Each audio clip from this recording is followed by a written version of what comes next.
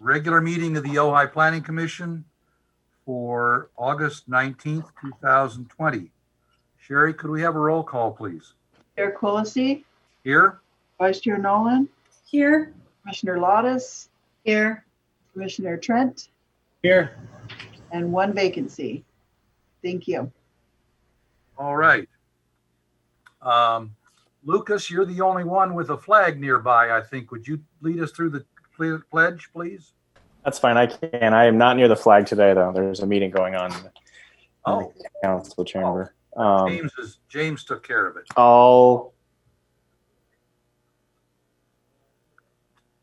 Yep. We see it. Begin. I see it.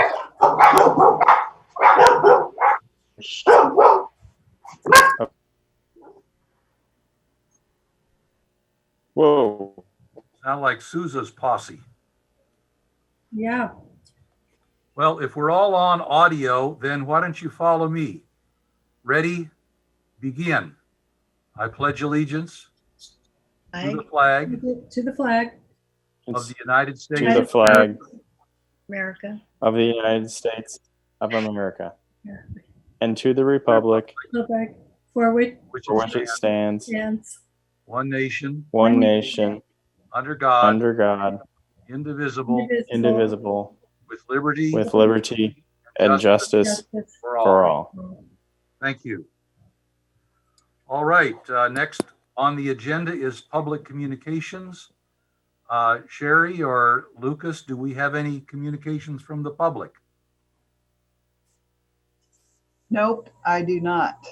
Yeah, none at this time. I've received none either. Okay, very good. Then let's go on to our consent item, the minutes of the regular meeting of the Planning Commission, August 5th. I found it to be letter perfect, but I could have missed something. Anyone else have any adds, moves, or changes? Chair Quillisi, Kathy here. I do. Yes, okay. So under the first motion, there's items 1, 2, 3, 4. At the bottom of number 4, it says Vice Chair Nolan clarified the remaining 6 feet fence on Grand Avenue and the remaining fence that is 6 feet on the property line on Lion to remain as is. But I would add, and I'm pretty sure I was fairly clear on this, except for that 45-degree triangle. And that's where we gave them the option of they could have 3 feet up to the corner and leave their fence posts, or take those posts out, go on the long side of the triangle, and it could be 6. Does that make sense? I know we have it stated kind of up above, but I just wanted to make sure that that was clear. We can add it, although I did type it verbatim. Well, in that case, leave it. That sounds great then. Yeah. So Okay. should we add it, or is it Well, okay to add it? I know that up That was your above, That was your intent. we have on item 2, it says the fence posts remain as is, excluding the small portion that falls in the sight lines. And the appellant has the opportunity to either put a 3-foot fence within that portion of the site triangle or a 6-foot fence on the interior border of the site triangle. So essentially you've set it up there. I just didn't know if it needed to be kind of duplicated or replicated there. But I kind of like the, yeah, okay. It's very clear to me. Add to the minute. okay, good. Then I'm fine with it, and the tape tells all, right? The video tells all. And I just realized I did have one minor change. This is on item 1 of the minutes. It says minutes of the regular meeting of July 15th. Oh, you're but right. I the see it. motion is July 1st, so that should be. I the see 15th. that now. Thank you. Yeah. Missed my 5. Thank you. Oh, we need to pass it though. And if there are no other changes or corrections, I'd entertain a motion for approval of the minutes. I'll move approval. All right, and I'll second that approval with the changes we just discussed As amended, yes. as amended. Okay. Okay, any other discussion? Sherry, could we have a roll call, please? Quillisi, Yes, Nolan, Yes. Lottis, Yes. Trent. Yes. Thanks. Terrific. Oops. Didn't need that to happen. Okay. And now an item I forgot last week when we actually had a site visit appropriate. This week, we don't have any site visits, so no ex parte contacts, I guess. We do have a text amendment. I haven't spoken to anyone except Lucas about it. I don't know if anyone else has. I don't know if that corresponds to ex parte comments or contacts or not. But hearing none, I would say let's move on to the public hearing item number 2, the review of the draft ordinance and text amendment. Lucas, would you take us through that, please? Yeah, sure. And let me just give you some context here. This is a public hearing item. We will need to open the public hearing, accept public testimony, and then close the public hearing. We can do that via emails coming in and providing either a 3 or 5 minute buffer period for that to take place. We've done that before previously. All right. We can do that again tonight. Perhaps you could go through anything you want to tell us in the administrative report, and we can have the public hearing, I guess. Yes. Or do So, you want yeah, to go through all the let me just give you a little bit of context. I wanted to make sure to make that clear in the beginning here, Sure. that it's an opportunity for individuals if they're wanting to write in comments via email, that this is their opportunity to do that. And it would be through herbruck@ohaicity.org.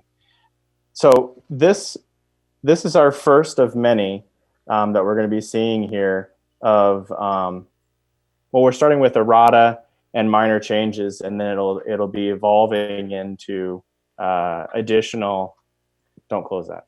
It'll evolve into additional, more substantive changes more than likely, and revisions. Here we're trying to set the foundation for the code moving into the future. And once we've done that, certainly we'll be looking at things like the use chart, definitions, things that really have been driving a lot of us crazy. Non-conforming section of the code.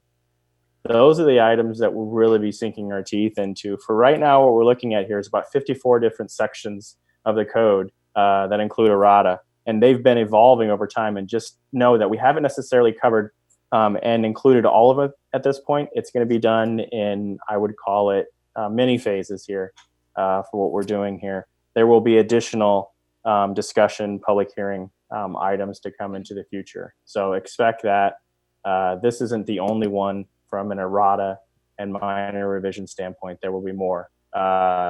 With that, staff is recommending approval of this draft ordinance through the resolution before you tonight. Now, that your recommendation will be moving forward to City Council for consideration at their next available meeting. So with that, if the commission has any questions of staff, I could certainly entertain them. I know that Chair Quillisi had provided information for about 41 different points to discuss tonight. But I wanted to pause for that for a moment. And if the commission has any questions of staff, I could certainly answer them. Okay, any questions of staff? All right, then I just have one. go ahead, please. It doesn't seem, I forgot, or I'm not, anyway, the little, as you look through the draft here, or the legislative format you've got, so in the left-hand margin, there's like a vertical line, and what is that indicating? Because it's not consistent with all the changes we've made. So I was trying to figure out what that meant. Yeah, so I would call it residual at this point. When these documents were first discussed, and we first discussed these, they were in a red line format. When we copied those over into this ordinance format, Some of that residual I could not get rid of. Now Okay. that Well, okay. I just, yeah, it seemed inconsistent. I was like, I tried to figure out what that assuming was. that this ends Thank up you. Okay. going through. Yeah. Okay, as I understand it, there's going to be a third party who actually does the physical, I don't want to say typesetting, but the physical reconstruction of different sections of the code once presumably the city council approves of this text amendment. Those bars, I used to lose seeing them at all, and it was because I wasn't looking at the right part of the page, but they are residue from track changes in Microsoft Word. Okay. Okay, if there are no other questions at this time for staff, then I'd like to open the public hearing. I have 6:13 on my clock. I should say that's Time Warner time. And let's take a 5-minute break and see if anyone shows up, wants to write in a question from the public for this public hearing. And I guess James could tell us if anyone else signs in and wishes to either speak or email. Is that correct, James?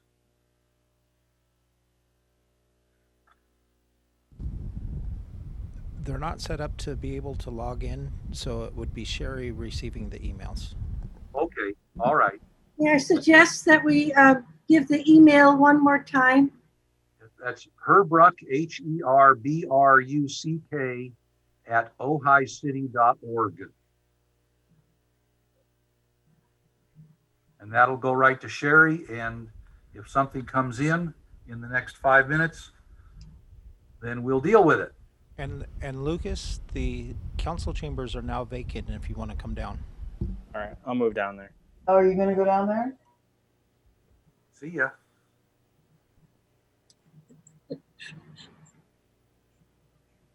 Well, we get to follow his camera. Sorry. That's the city hall tour right there.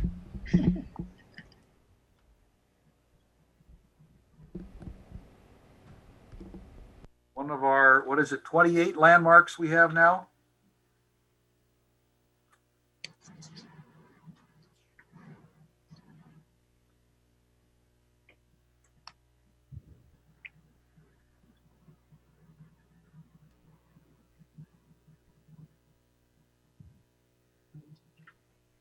We have 28 landmarks.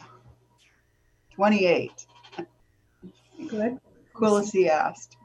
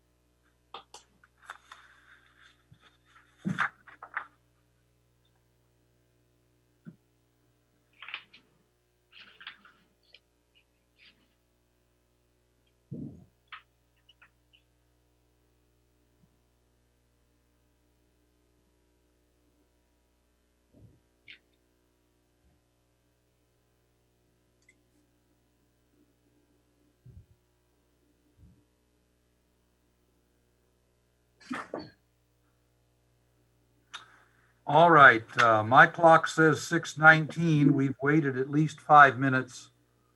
Sherry, have you received any communications from the public? I have not received any emails. Okay, then I will close the public hearing. We'll pull it back to deliberations by the commission. And Lucas, why don't you start us off there? Well, I think Who's that? An email? you good now. Okay. Can you hear me? Now. All right. So I think what may be helpful here is I know that there are about 41 different points that I sent off to the commission that Chair Quillisi had in terms of him going through and pouring through this information had identified. Besides that, are there any other commissioners that have identified sections of the code or of this ordinance that they'd like to discuss? I will have to admit, I've gone through the 41 points that Chair Quillisi had identified, and the majority of them are errata, but there are some interesting ones in here for discussion. So I don't know. I open it up for the commission before we kind of dive into these kind of 41 points. Any comments from commissioners? I didn't have anything jump out at me, but as we go through the process, invariably one of us ends up seeing something that we all miss. So maybe we start your Quillisi's. Yeah. Additionally, I did send that to each of you Right. via email, so I'm hoping that you're going to be following along here. So I'll just jump into it. There was the first point is, and I'll read it here. It's paragraph and subparagraph indents between the numbers and the names, especially. They vary widely. For example, on paragraph 3, subsection 10-2.104a is further indented than its subsection 10-2.104a1 and subsections 10-2.104.4a, b, and c are further indented and are further indented than their subparagraphs. So then it goes on to say on page 4 of 86, 10-2.4 or 104b, the name director is indented differently than in 10-2.104c on page 11. The indent to the name is a full line, which is on page 14. So the question is, will the folks who produce the final code take care of this sort of thing, or do we need to take and make these corrections prior to sending to City Council? And the response to that is yes. You will certainly have the formatting will be corrected. Don't use this as the official formatting for this. That formatting will be corrected. However, I will also note that, and you'll see this in and ones further down, that there is some formatting that need to be changed because it gave a different context to how it was reading in terms of the lettering versus the numerical components. So there's, for what we're talking about here for number 1, that's going to be addressed when it gets sent off to the code makers in terms of taking the strikeouts and the organization of this and putting it into the general format that they have. So with that, any questions before I move on to number 2? The items in that list there are actually all part of Exhibit 1 to Attachment A. And I just realized I found something in Attachment A I think we need to fix. Okay, let's go to Attachment A, then. That's the resolution. That's page 1. On the very first line of the first whereas, I think we need to insert commission after planning. Oh, I see it. Yep.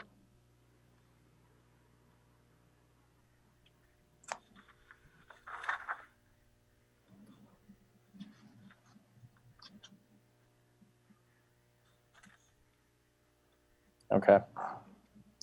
Good Okay. catch. You said most, if not all, the indents will be fixed by the third party that does the setup of the new code. Correct. Okay. That's correct.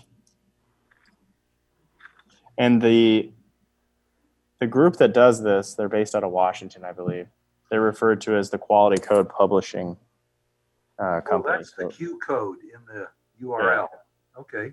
The Q code, yep. All right, so moving on to number 2. Number 2 reads on page 4, so let's jump to page 4. Suggest a new second line, which is 10.2.104A for capital C, numerical 7, to read numerical 7, zoning and land use ordinances and regulations for landmarked properties as appropriate after consideration by the Historic Preservation Commission. And then this ties into the section just below it at the bottom, which is subsection C, which is the Historic Preservation Commission. And it identifies what they shall do, which is to be appointed by the commission, by the council, perform duties, review and approve. Yeah. So that would be a new subsection Roman 8. Yes. Yeah. Where's that at? Well, actually, if we're going to add that, I would make the addition 7, Roman numeral 7, and make the current Roman numeral 7, make that 8, because that's an other. That's good. Yes. That's like all the remaining stuff. Catch-all, right? Mm-hmm. Okay. I would agree. So let me just talk this through with the commission. So if I was to give an example of a historic building, let's just call it a single family historic building that would hypothetically be going through the Historic Preservation Commission for review. By the merits provided within this code currently, if the addition or modifications are single story in nature, a design review permit coming before this body would not be necessary. Even though it's a historic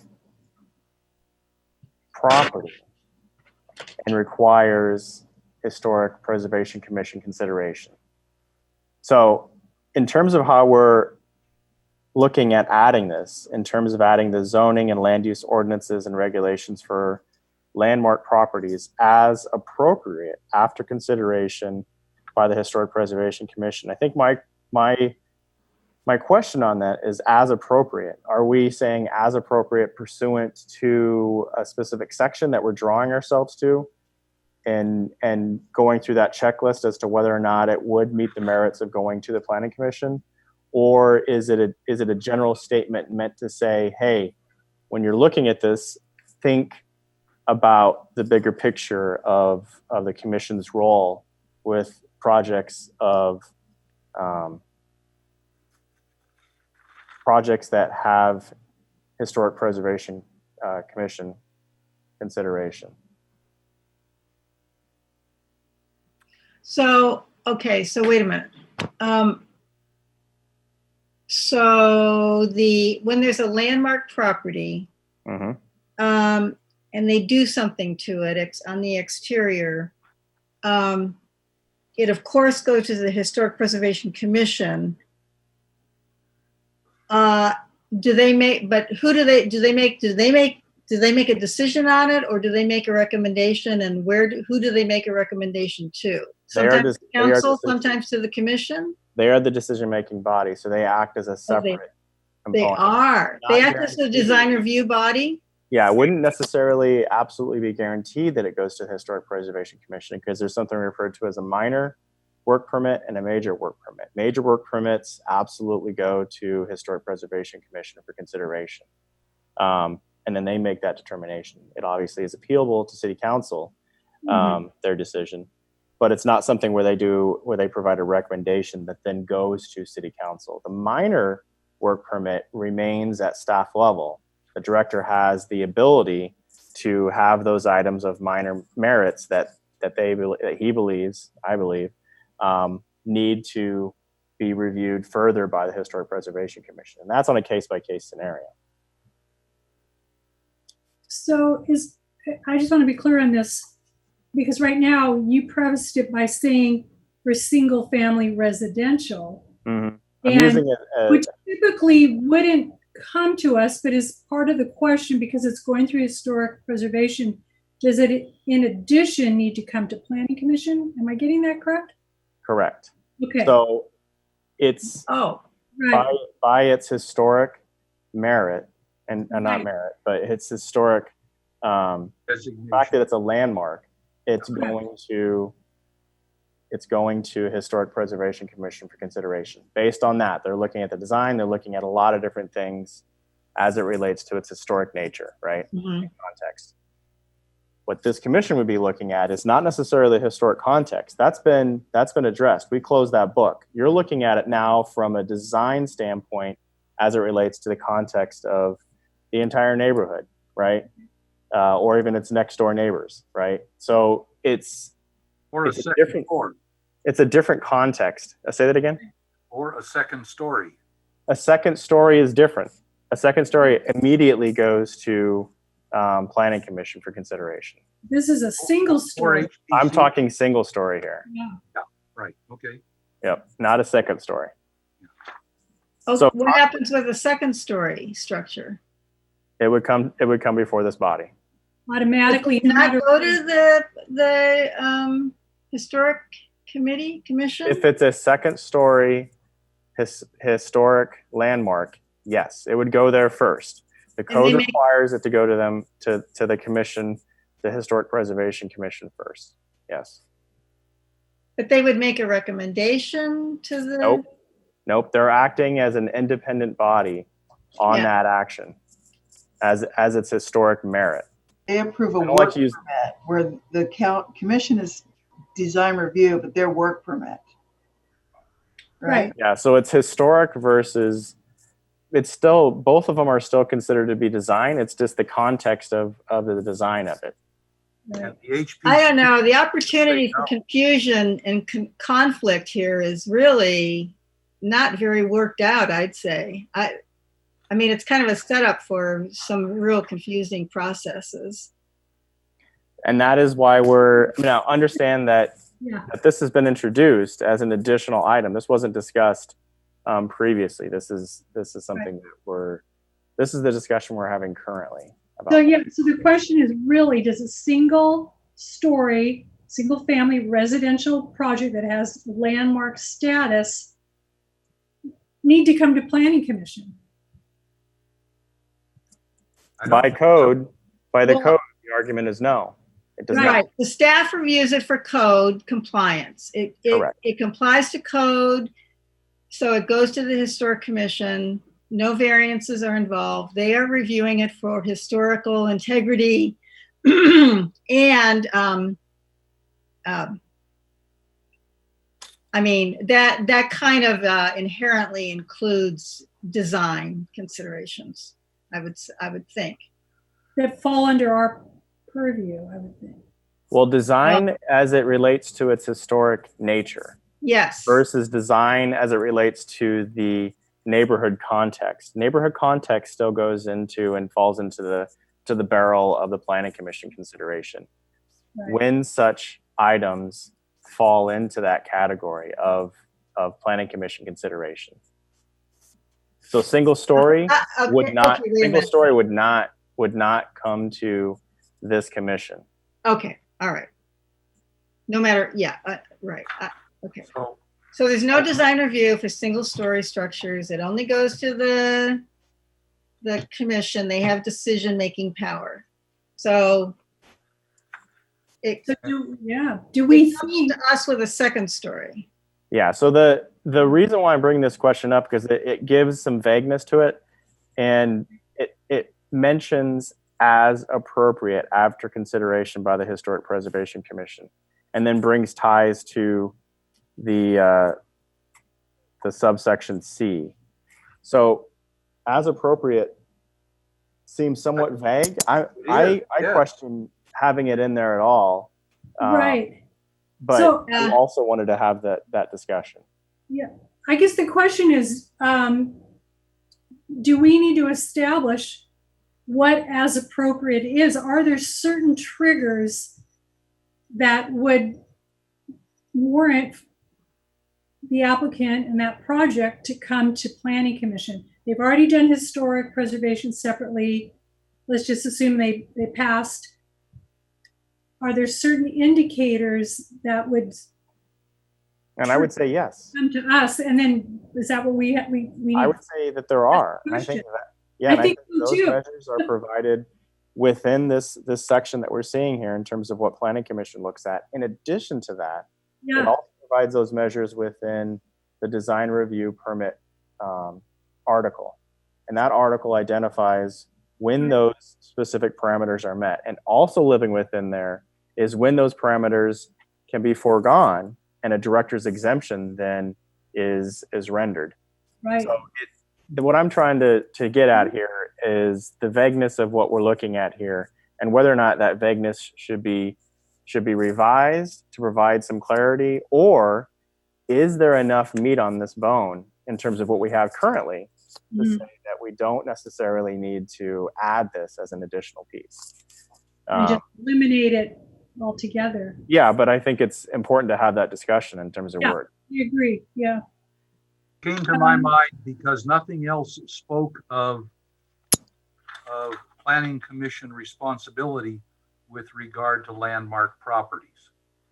And so if there are specifics, then we could use a phrase like including, which means including but not limited to, instead of as appropriate. I think we still have to say after consideration by the HPC, because, for example, on a second story, if somebody wanted to put a second story on a currently one-story landmark, HPC gets the first shot at saying yes or no. And if they say yes, then we consider it. If they say no, then it never gets to Planning Commission. Correct. That is correct. So So Lucas, you referenced, I believe somewhere else in the code a couple minutes ago about where those indicators are that would trigger, I believe, or maybe you didn't say that, but I thought you did. that would be in Article 20. You did. Where would we find that information? Article 20 is probably your first stop, Okay. and that's design review permitting, and it identifies in there. I want to say it's the applicability or those projects which fall into the category of Planning Commission consideration, Okay. and that's really focused on design. It's design first is really what it talks about. There are other indicators in terms of conditional use permits, in terms of variances that speak to it as well, and those are already covered. I think what Chair Quillisi is getting at here is, and I think he has a point to what he's suggesting here and recommending here, is currently there isn't necessarily this nexus in terms of steps.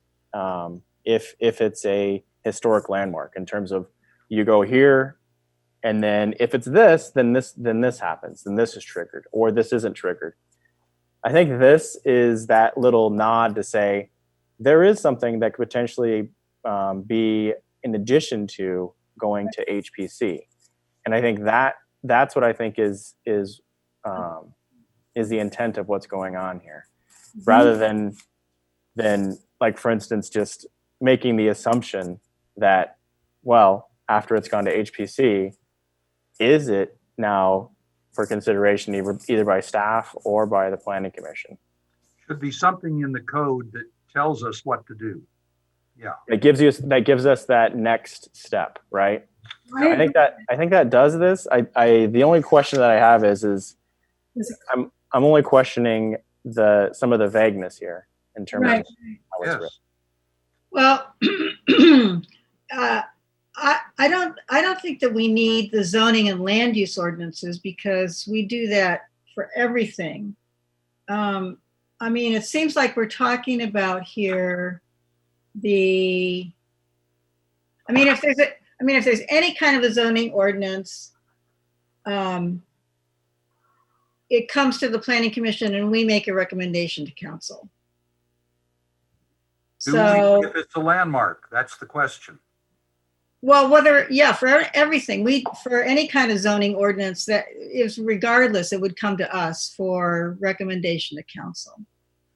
So I would think so, but it seems to me that the code right now says, in effect, landmarked parcels or properties are different.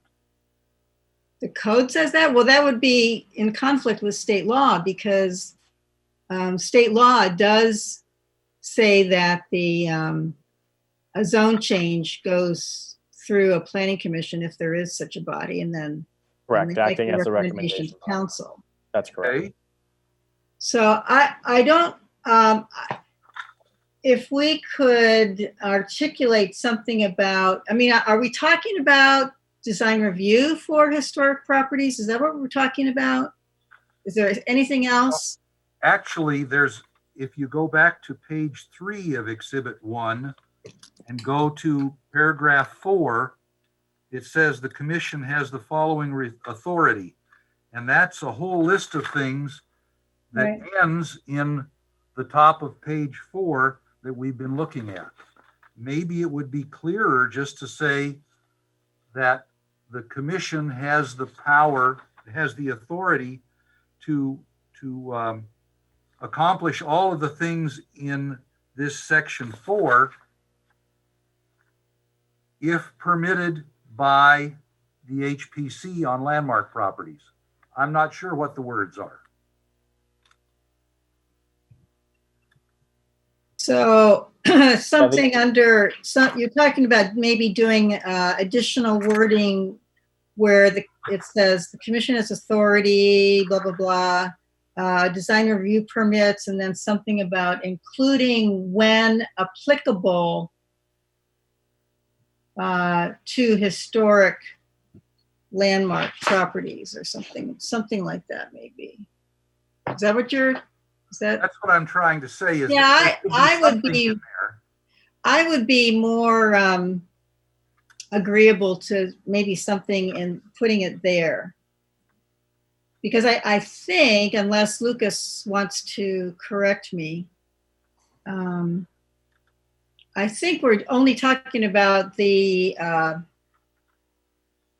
design review approval of the landmark exterior changes to a landmark property. I Right? don't Correct. know. I would say yes to that, because here's the confusion for me. It's subsection C, which if you turn to page 3 on subsection C, it says the commission shall also make recommendations to the council for final determinations regarding the following. If Wait, we wait, wait. include it, Where are you reading? I'm sorry. I'm sorry, on Page page three. 3 of 86. Page Sub- 3. Yeah, subsection C. So it would be C with the Three-fourths. Oh, okay. Got it. 3/4 the way down the page.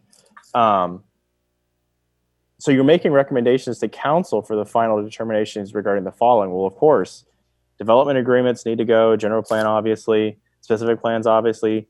These are all pursuant to, as Commissioner Lottis had said earlier, these are all state law standards. Commission has first crack as a recommendation.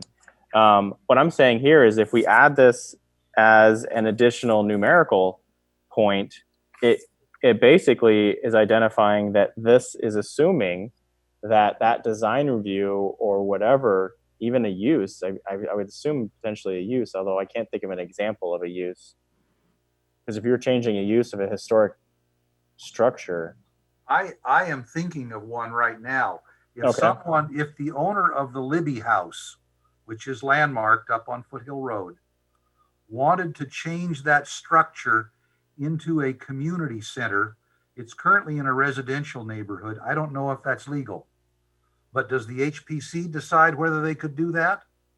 Yeah, they wouldn't be. If they want to change it into offices, Yeah. appropriate to a PL zone, who decides whether they can do that? I think the HPC does. And then the Planning Commission has to look at it and recommend to the city council, because only the city council can change zoning.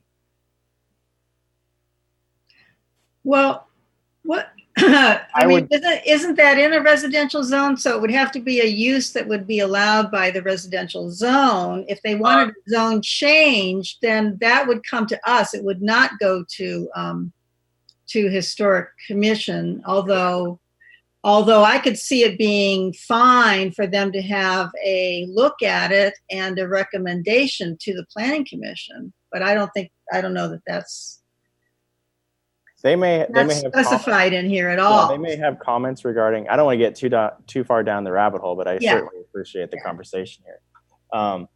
They may have comments regarding the use, but their focus is going to be on its historic merits and those items that have put it into the category of it being historic and it being designated as such. That's their focus. That's their purpose. Certainly, the Planning Commission would be looking at use.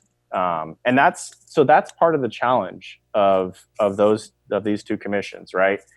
What is the Historic Preservation Commission's authorities and duties, and what is the Planning Commission's authorities and duties? I'm of the mindset of having something like this in here to provide that next step process. I don't think it necessarily lives in subsection C though, because that's an identifying that it's assuming that Planning Commission is acting as a recommendation body for that particular application. I think it probably serves better under maybe a few lines above it, design review permits, and identifying it through that vehicle. But I'm just not quite sure of that language to get us there, to get us to that finish line. Okay, how about in 4A Roman 1, where it says design review permits, how about if we there said, comma, including for landmark properties after appropriate after consideration by the HPC? Because the HPC may say no to it, at which point I don't think the Planning Commission has any role. But if they say yes to it, then maybe we do. Yeah, so design review permit, it's assuming that it immediately and automatically is going to have its day before the commission. And like I was saying before, there are examples out there that it would not necessarily have its day before this commission. So, right, because it wouldn't be subject to design review. Mm-hmm. Whatever they're doing is not subject to design review. So we would not see it. So yeah, there's fine. Yep, there's certainly parameters and that live within that Article 20. So I want to make sure that we're still respectful of that and not necessarily overstepping the bounds in this section in terms of the powers and duties And the other or subsection review authority. 4A are referencing actually different articles in Chapter 2, and those are all things that one would think would come to the Planning Commission. Even though HPC may see it first, suppose somebody wants to put a sign up on a landmark. If Yeah. HPC says no, then that's the end of it. But if HPC says yes, they're not in charge of the sign program. Right. But So- we might, but it would be, I mean, I would think it would be good to get their comments on something, but before we saw it. But I have a question. I'm just trying to, again, figure all this out. It's kind of new to the game. So this would be, to just make sure I understand, if somebody had a historical or a property that was determined a historical landmark, and that landmark was in a residential area, and they wanted to make it into something that wasn't residential, which would change the zoning, wouldn't that zoning have to go through, looks like HBC first? It says, well, that's relocation. No. Looks like HBC is not involved with zoning, right?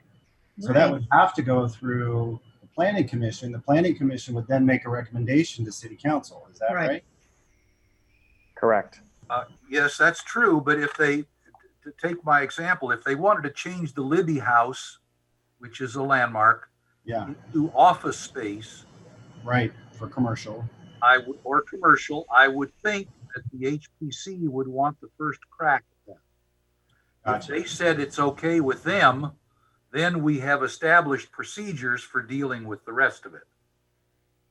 But in that case, it would be, their comments on it would be advisory. It would be advisory. I mean, it would be a good step. It would be a good first step before the actual review of the zoning application or the change in use. That may be. I am not entirely clear on how much power the HPC has, especially the power to say no to an ask. Yeah. I do like the idea of having them review it first. That makes just a lot of sense. Well, that's already in the code. So yeah, it does make sense though, especially with it being designated a historic landmark. They have that first crack at it. They can certainly provide comments regarding, But they have crack at the zoning change? in terms of the design. Yeah. No, I'm talking zoning change. Yeah. Like if they want Zoning change, Or while they a can CUP. provide comments, it's What not if they- a determination on their end. Maybe we have enough rules in the code already that we don't need this. I don't know. I just want to make sure that if there is something that is really clearly in the purview of the Planning Commission, that we get a crack at it after the HPC if it's a landmark. And I'm not sure that the, like Article 20 design review permits, I'm not sure that says anything. I don't have it in front of me. Not sure that it says what happens with landmarks. Is that any different from any other property in the city? Yeah, hold on a second. Let's see if sometimes it's better to have that piece of information in front of you. I'm pulling it. Yeah. Let's see if I can control this. Just to give us a little bit of context here.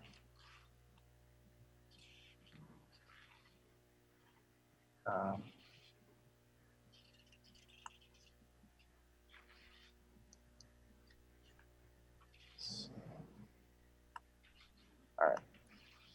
I'm going to share my screen.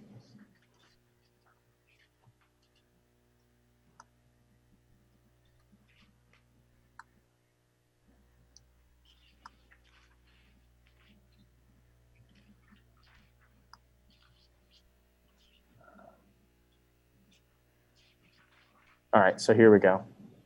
Can everybody see that? To 1805, okay, yeah.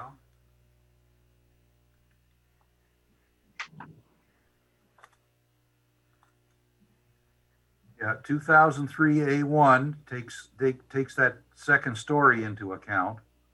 Correct. In fact, applicability does not say anything.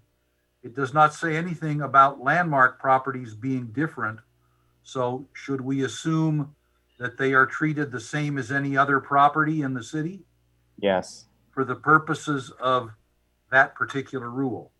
I would say yes on that, unless someone else is thinking something different. Then that's fine with me. No, I think I would say that's correct. I'd say we have it covered and let's move on. Okay. All right.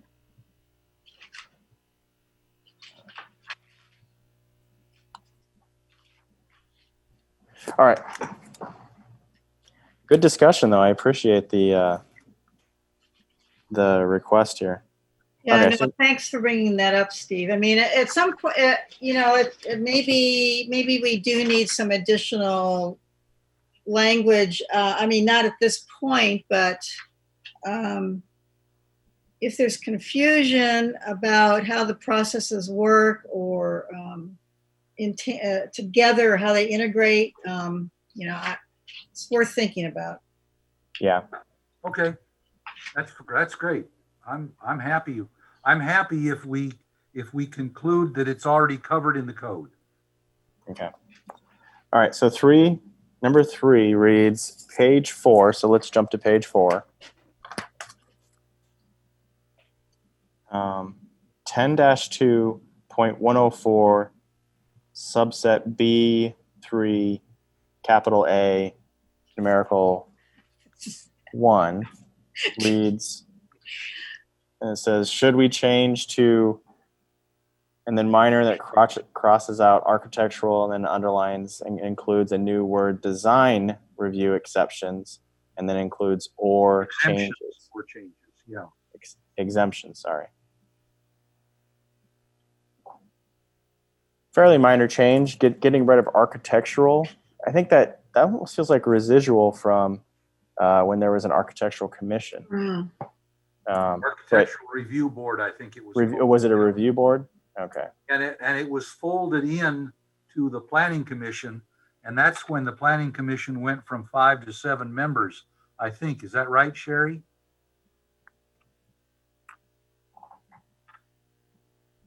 Because they were combining two boards or commissions. Commissioner, Vice Chair Nolan, you have you're on Yeah. mute. I was- I can see you had something to say. Yeah, I was saying that design or architectural is limited to architectural features where the word design has a bigger scope to it, which may be more appropriate and more relevant and up to date. Yeah, that changed in 2004 when the code was updated. Okay. They combined the two. Okay. Okay. I'm agreeable to the saying minor design review exemptions. However, the changes or changes, because there's elsewhere in the code, we talk about design review or director making minor changes or authorizing minor changes to an approved plan. Is that what we're talking about here with changes? What are the changes? What does that mean? Changes is general, I suppose. We could be more specific with it if it's the wish of the commission in this case. Well, and exemptions is kind of general too, because it could be an exemption from any particular condition. I guess I'm reading that with design review exemptions, that those are exemptions that would be allowed by director exemptions. Am I wrong or right about that? Director's exemptions, I think, is one example. I think there's also exceptions or exemptions to. As I'm reviewing this code, I'm finding other avenues that potentially exist Okay. as it relates to, like, for instance, parking. There are properties out there that only have one-car garages, as an example. Right. Currently, there are exemptions or exceptions or potential changes that don't, so it would be considered non-conforming Mm-hmm. in terms of how you're looking at it. Our non-conforming section speaks to any changes that you end up making in terms of additions to that existing residence, if it's considered non-conforming, need to be brought up to current standards. If, for instance, a lot is fairly small in size and really the only area where you could perceivably put an addition is where you would potentially need to have a parking space to meet current code, there's exemptions or exceptions or changes to those rules that the director could make. Now, with that, it certainly is appealable and Right. Could be brought up to the commission or city council for further consideration. That's already built into the code. Lucas, would this also include, right, let's say the planning commission approved a project and the applicant came in after the approval. They're going to, before if their permits get pulled, and they said, we need to make some architectural change because that material is no longer available, the one that we had specified on our construction documents, et cetera. Would then the director also be able to do that, or would they have to definitely come back to planning commission? Or would the director be able to make that review and approve the final change? So I would preface that with, it would probably be on a case-by-case scenario.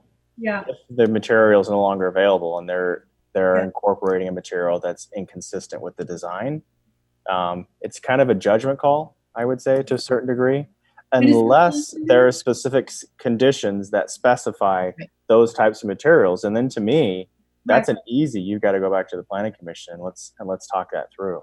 Okay, I wasn't sure if that would fall here or no, not at all. But the code, the reason I don't want to, I'm not too interested in including changes is because the code has specific, the director may authorize minor changes to an approved site plan, architecture, or the nature of approved use if the changes, and there's criteria for what, that provide guidance for making that judgment call. And I feel like that's covered by the code. That's under changes to an approved project. Well, I guess you're saying it might not be an approved project. But then there's room for exemptions. Yeah, I think this is an approved project. Maybe that line there should say minor design review exemptions or changes in accordance with the article that you were quoting. Changes to approved projects. Oh yeah, what was the article? It is Article 31. 31, okay. Oh. Okay, that would be fine if we reference that, yeah. Mhm.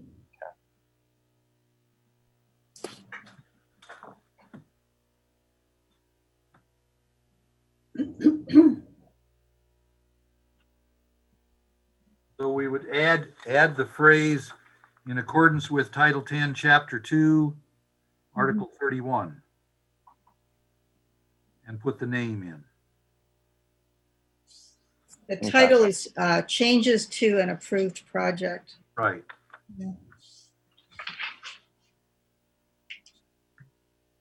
All right. Okay.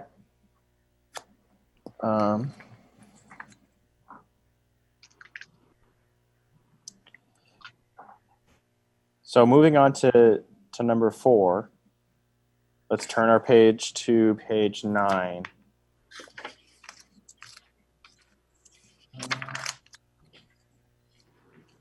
So this one reads 10-2.202C is the intent to classify anything annexed as A, agricultural, or should there be a process for deciding what's appropriate, such as what logical zoning district abuts the annexed parcel or parcels? And what we're looking at here is at the top of page 9.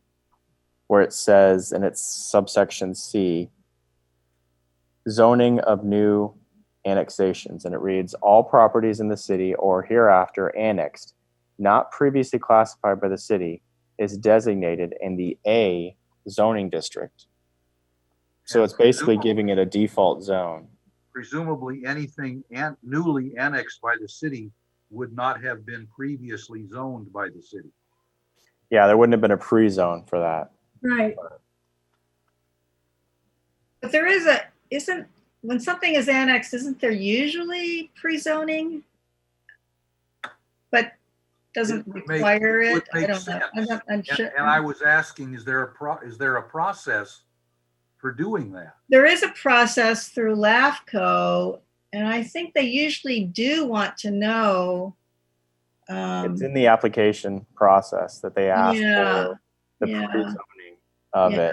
Here we're already giving this this pre-zoning if it hasn't been previously classified as an A zoning district. I question whether or not it's even necessary at this point, because LAFCO, when you're going through that process, it's already a lengthy process. Yeah. I mean, I'm hearing up to 2 years to take these types of projects in terms of annexing to the city to the finish line. So certainly you're going to be vetting that out through that process. Yeah. Right. I mean, that might be a question for the city attorney. Could we just delete this? Yeah, actually, we can add that as a question to them. The confusing part for me was that it said A, and A is agricultural, but I'm wondering if when this piece of the code was written, if agricultural had some other name and it wasn't A. Steve, we had this, I don't know if it was a month or two ago while we've been going through this process, and off the top of my head, I remember us having the conversation when we were going through the zoning classifications. There was an A for agriculture and an A for something else, and us discussing about clarifying it, but now I don't remember what the other A stood for. But that generally references what you Is it the same A? I don't think it is, but I don't know. Maybe we should change it to clarify or classified by the city as negotiated with LAFCO. I don't know what, or do you think, Lucas, that we need to say anything? I question it. I truly do question its existence. These matters really are vetted out through the LAFCO process, as Commissioner Lottis had mentioned. But that's not in the code anywhere. Right. We don't really have an annexation process built into the code. You then follow state guidelines in terms of that process. So do we reference that and say, instead of giving it a zoning classification, like a zoning district, get rid of that, and then just refer to, they should reference the state guidelines or LAFCO? That's actually a good point. Yeah. That could be a question that I pose as well as a follow-up to the city attorney. Let's do that then. Okay.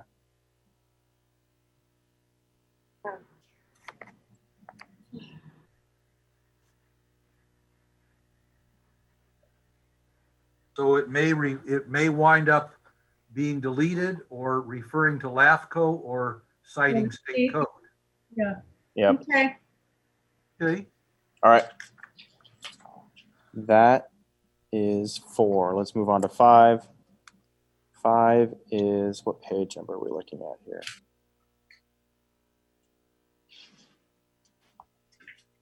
$10,2,303.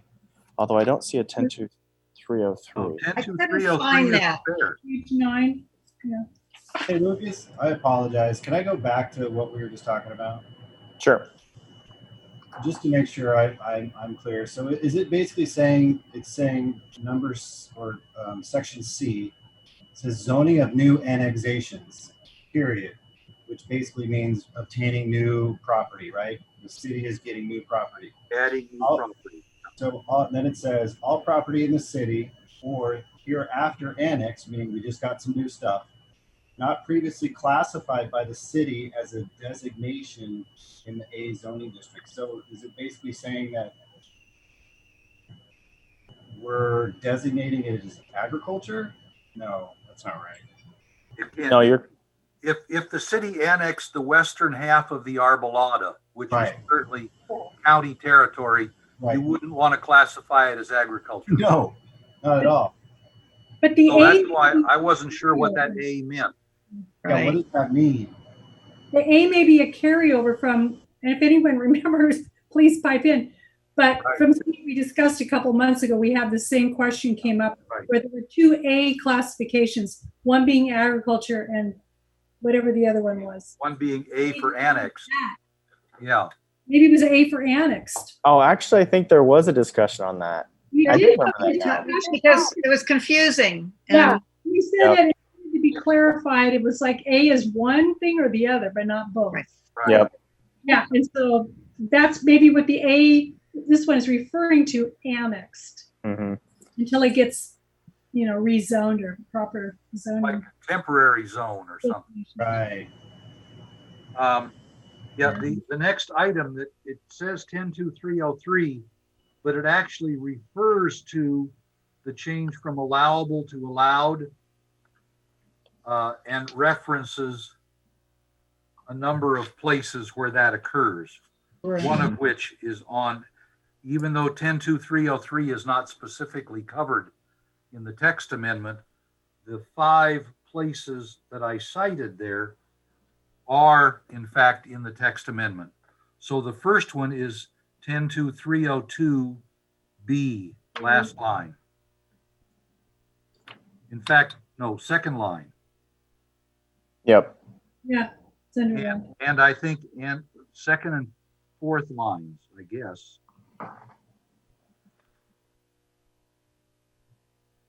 I don't see it on the 4th. Says exemptions from land use. Permit requirements. And remember, when But we it should have were, allowable we back changed in. land use table to allowed use table. That's right. Right. Yeah, you're right, Steve. We did. Yep. Yeah, I was looking for allowable, not land use. So good catch. yeah. It's an ad. Allowed. And what's the next one? 102503. Which is page 19. Page 19? Oops, wait a minute. Yeah, jump to page 19 here. Oh, 9.3. oh, I see. Okay, page 19. There it is in line 3 of that section. Yep, towards the bottom of the page. Yep. Okay. And then, I mean, we could leave all of this until we actually cover 102303 and then change all of these things again. But it, I would say no. Might I'd as say well do let's it change now. it now. It's no different than the title, chapter, article component. Right. Then it's Okay. title after that. So it's consistency. That's what we're shooting for here. The next one is page 27.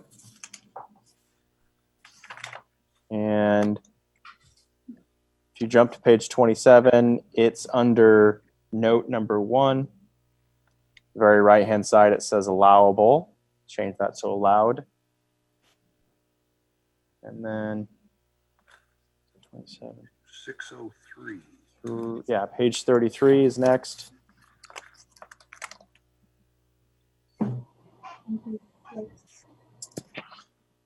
There, it's a direct reference to 102303. Changing allowable land to allowed. Yep. And it's also in the bold title. Right. Oh, I see that. Allowed. Okay.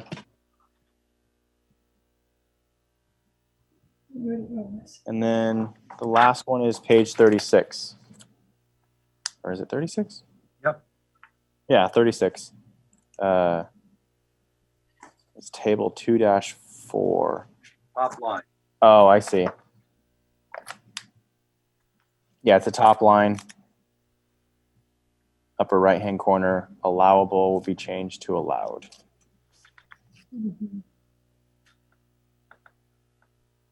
All right. Actually, in back on page 33, allowed should be in place of land in the same line with the section 19 text amendment. This goes with the other pieces there. Deleting land. Right. Yep, I see Where it that. was, we took out allowable and land and put in allowed.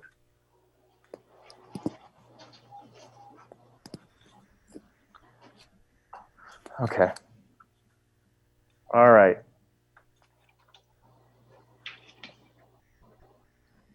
Any other questions on that one? That one's kind of a pretty simple errata. It's consistency for what we're looking at here.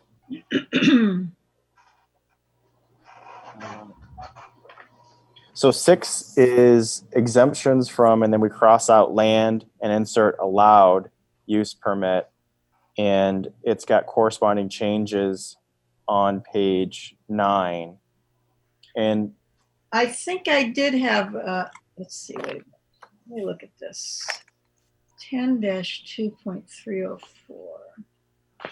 it's actually it's 10.2.302, not 202, right? 10.2.302. Yeah, I don't think it was.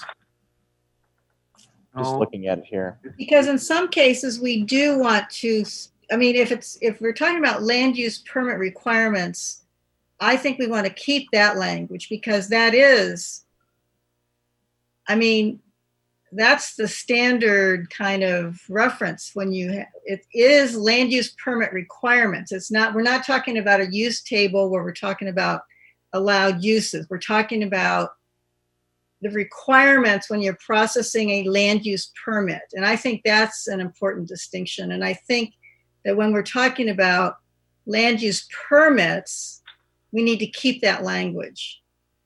that's back in 302. 10.2.302 on page 9.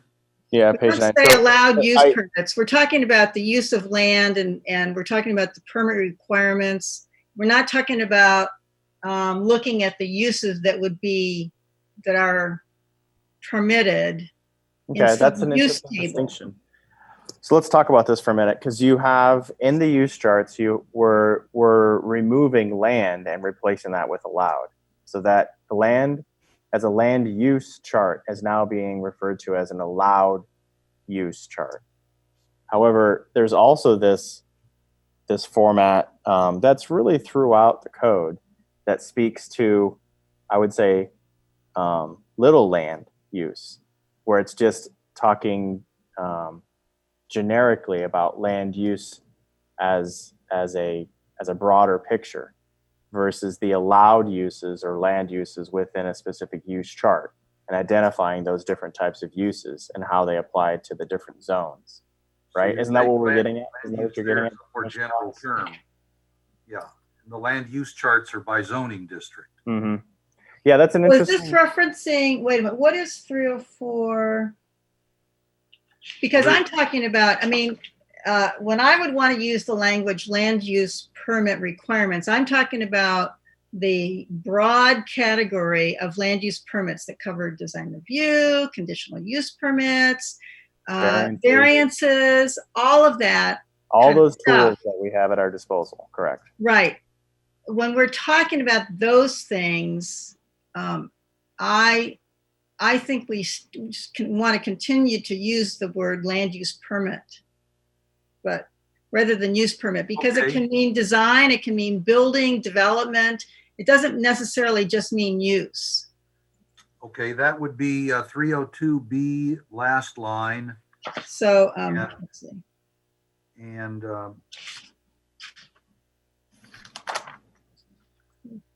so do we change 304 back to land use permit requirements? I think No. I think that oh, I'm sorry, interrupted you, Lucas. Go ahead. No, go ahead. I think that we've got to be careful with how this is applied. rather than looking at a global review and interpretation and revision to land uses, I think we probably should look at how it's applied. Like, for instance, on page 10 at the very top, I have a question mark here. We remove land, and it There it says is. land Yeah, use yes. permit requirements. That's exactly what Commissioner Lottis had just said. To Yeah. me, you're I would be losing. perfectly happy to say, if the phrase is land use permit, then we leave it alone. If it's allowable uses, then we changed it to allowed. Yes, I agree. I think because I think what we've been looking at before, we were just changing allowable uses to allowed uses, and sometimes there's land in there, and that's because you're referring to uses. It's fine to make that change to allowed uses. But if we're talking about permits, we should leave it alone. That would be 302B last line, and 304, instead of changing land to allowed, Article 3 the same? No. 10.2.304 should change back to land use permit requirements. But Article 3 should be development and allowed use approval requirements, I think. Well, the nice thing about what we're talking about here is those changes haven't been made at this point, so we can go in and adjust accordingly. But Right. it's the land use as it relates to the use chart that is having a global change to allowed use, whereby the difference is if you have a land use permit or something that speaks generally about land use, then those remain unchanged. Does that make sense? I would right. That's it. Right. I agree with that. I see your point. That makes a lot of sense. Yep. All right. Good. Okay, so if it says land use permit, then we don't change it. And if it says allowed land use, allowable land use, we changed it to allowed use. Uses. Yeah. Okay. Yep. And that covers us for 6. Moving on to 7. Rapidly going forward here. We're just flying through. No, this is good though. These are good. This is really good talk. Let's jump to page 14. So 7 jumps to page 14. It's table 2-2. And I have here, it says note 1, but I think it's actually note 2. It's missing the name residential growth management plan. Yep. And That then is that note should 2. follow Title 10 chapter. Yep. It just Title 10 chapter. Oh, chapter 6. There it is. Yeah. You're right. My typo. Okay. No worries. That's why we're going through this. Lots of eyes.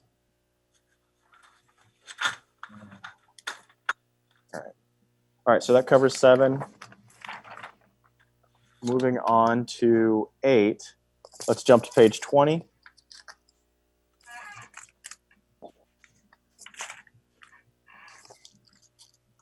And table 2-4, there's a row that is entitled Recycling Facilities, Large Collection Facilities. That's in the right column. That's just missing the right paren on Article 15 as a part of the name. So I've added that here. Red line circled. All right, that's an errata. Number 9 reads, let's jump to page 22. That's table 2-4. The row is second residential unit. At the right column, it should read 10-2.1709, and then carry on to say accessory dwelling unit as a title for that article. All right. It's been added. That's consistency there. Let's jump to page 32. And on page 32,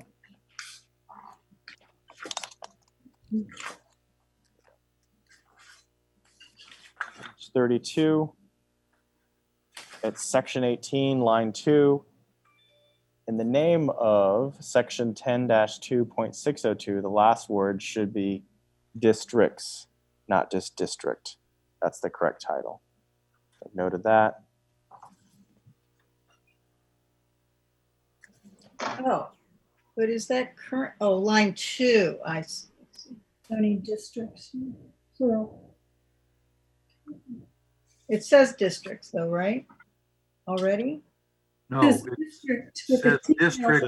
Yeah, it's singular, district. It should be districts.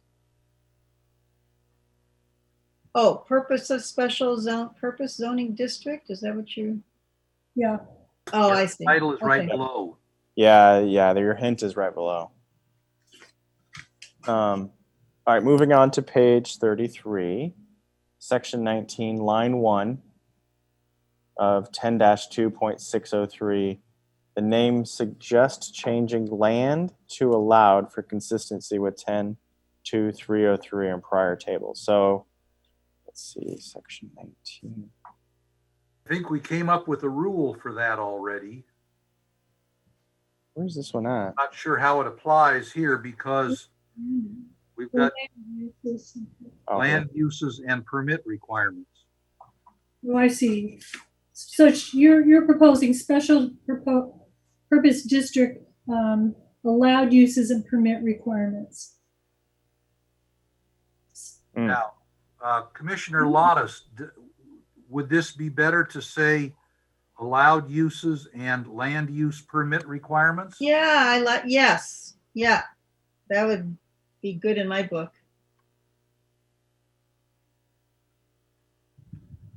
Then we agree. have both cases where we changed it and where we didn't. Right. Okay. Well, good. Moving on. Okay, so the next one is page 34, table 2-6, the row that reads second residential units, the right column, service gasoline sales stations should read accessory dwelling units. So that's just a strikeout and replace with accessory dwelling units.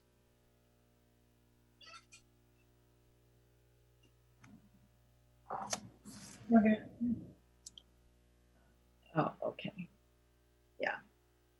Okay. Moving on to page 35, table 2-4, row, which reads home occupations. On that right column, it's missing a right paren on the cited section name. I've since circled that, and I'll be including that.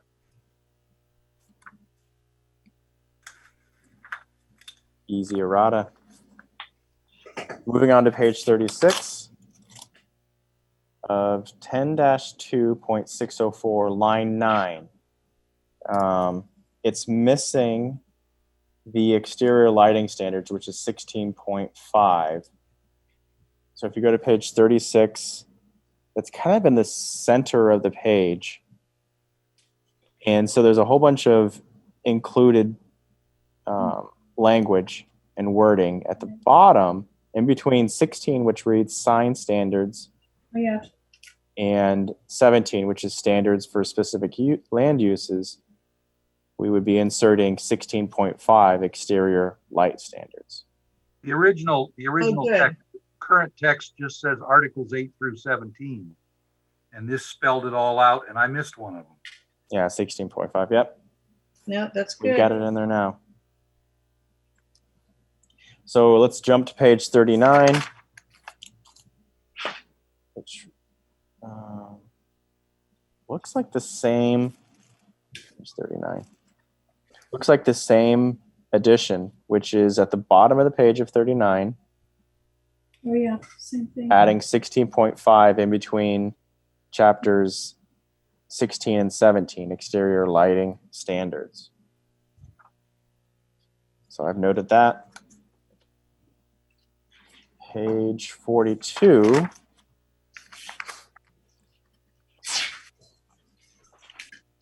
Suggested adding a comma underlying zoning for for grammar purposes. And that's in subsection D towards the bottom of the page. Excuse me. It reads permitted land uses, and then three lines down, it starts out developed with affordable housing, comma, notwithstanding the underlying zoning, and then there should be a comma again, subject instead to the provisions of section, and it goes on. So I think that makes sense. Yeah. It kind of encapsulates what's going on there. Oh, Still on page 42. Okay, this is the allowed use versus land use. Mhm. And that's at the bottom of the page under subsection E. So let's just look at this real quick here. I'm talking about permits there. The appropriate permit for the land uses. Yeah, so a permit's just, it's actually leading the land use at this point rather than following. right. Should we change that to say the appropriate land use permits in the underlying zoning district? Just a reorganization of the wording there? You have a consistency, is that where you're going I'm with just it? looking for Commissioner Lottis to say which of these things are we talking about? It sounds to me like we are in fact talking about land use permits there. And we Agreed. agreed that the Right, it's phrase just land use yeah. permit would not change. So Yeah. Should we clear? so we could say approval of the appropriate land use permit Okay. for the underlying zoning district. I would be good with that. Yeah, I think that's fine. Good. Okay. All right. It's more with what we're doing throughout. The language is consistent. Correct. Okay. That's number 17. Moving on to page 45. It's 10-2.704 F2A. Require will serve letters. Oh, let me read this. We should require will serve letters certifying sufficient water for domestic use and fire suppression per the Ventura County Fire Protection District? Protection District Standards, PD. I wasn't quite sure. Otherwise, all new construction must be sprinkled. Maybe that is already a requirement for affordable housing. So if we look at the specific area that we're talking about, on the right page.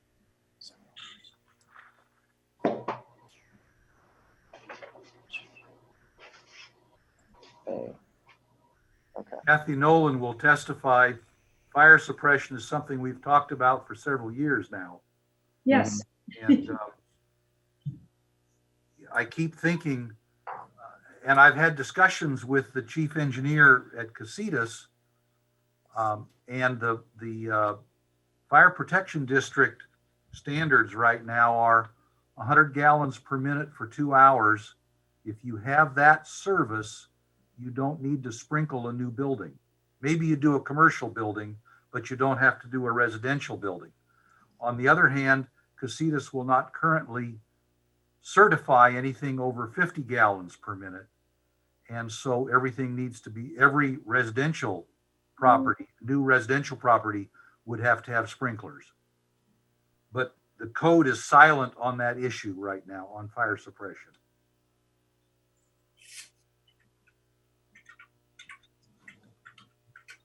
You know, for me, it kind of feels like a building question more than it is a planning question.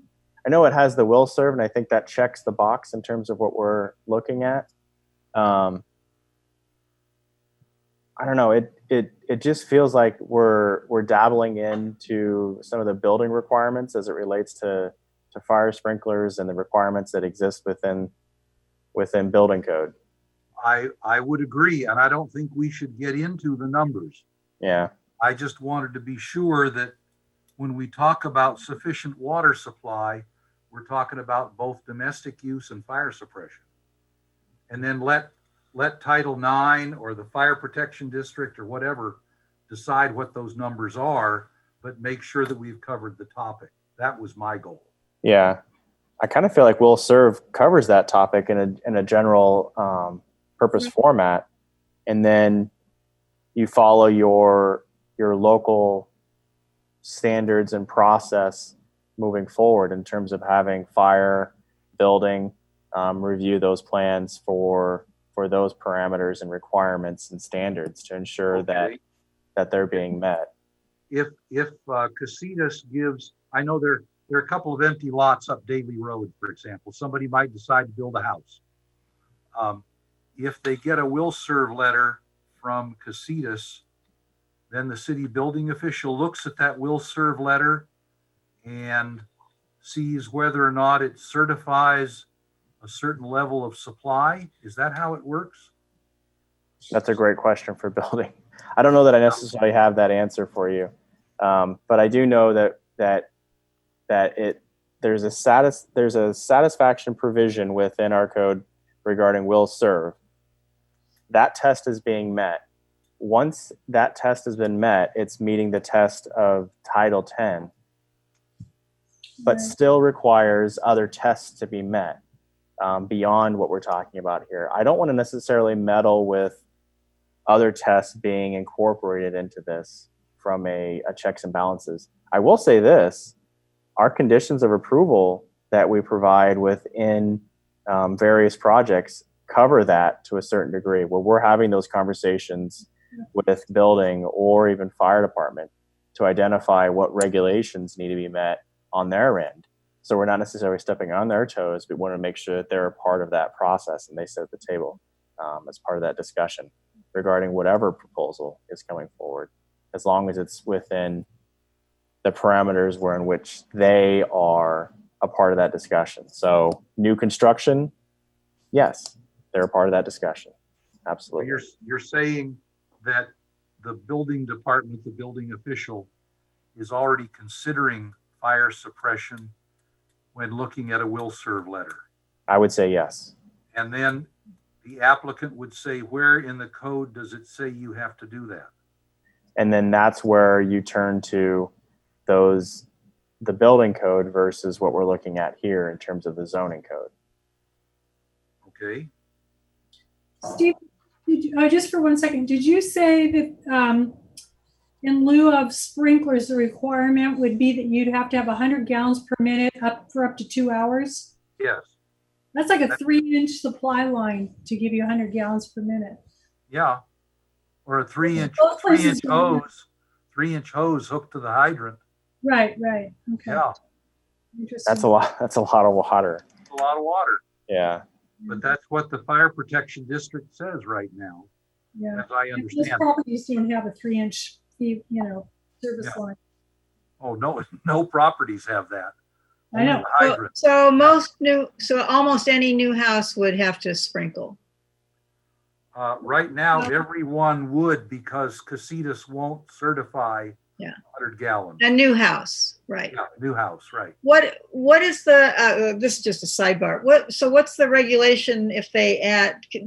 Can an existing house do an addition up to a certain percentage, 50%, or what happens with the existing house and additions?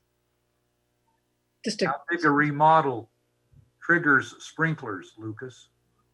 If they're adding 50% or more? I mean, There's is there a nothing- threshold?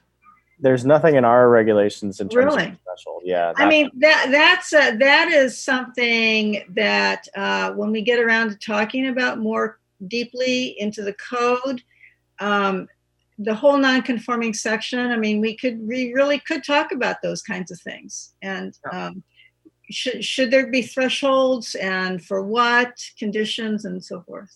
Yeah, that's actually a deeper dive. I look Yeah. forward to that conversation because I'm running into situations like Well, that. I'll put that on my list. Put it on the list. Add it to the list. Making my list. Okay, Checking I'm it twice. marking item 18 as weight. So I would say pause on number 18, which is page 45, regarding the fire suppression. Yeah, agreed. Yeah. Me too. Pause. Yeah. Yeah. Further down in that in that paragraph. Oh yeah, so that's true.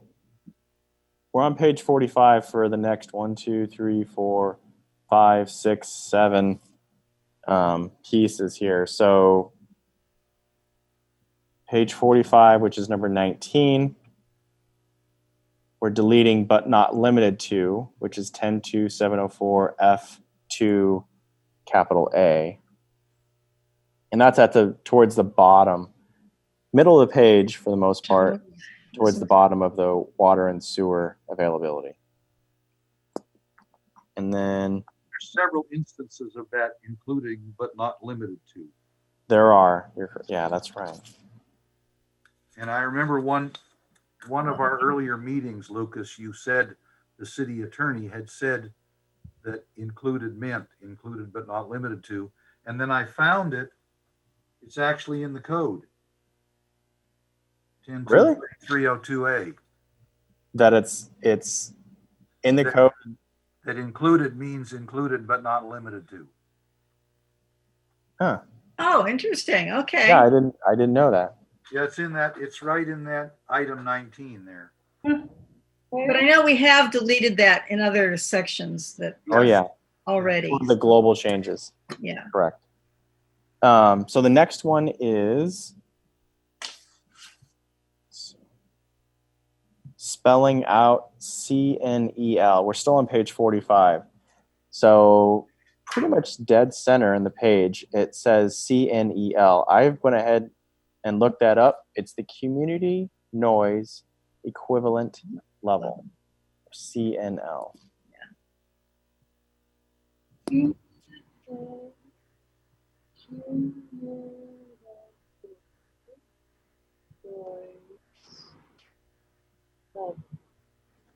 And then the next one reads, still on page 45. Yeah, that CNEL occurs only in this one spot in Title 10, and it's not defined. So There's the continuation. Yeah, that's good.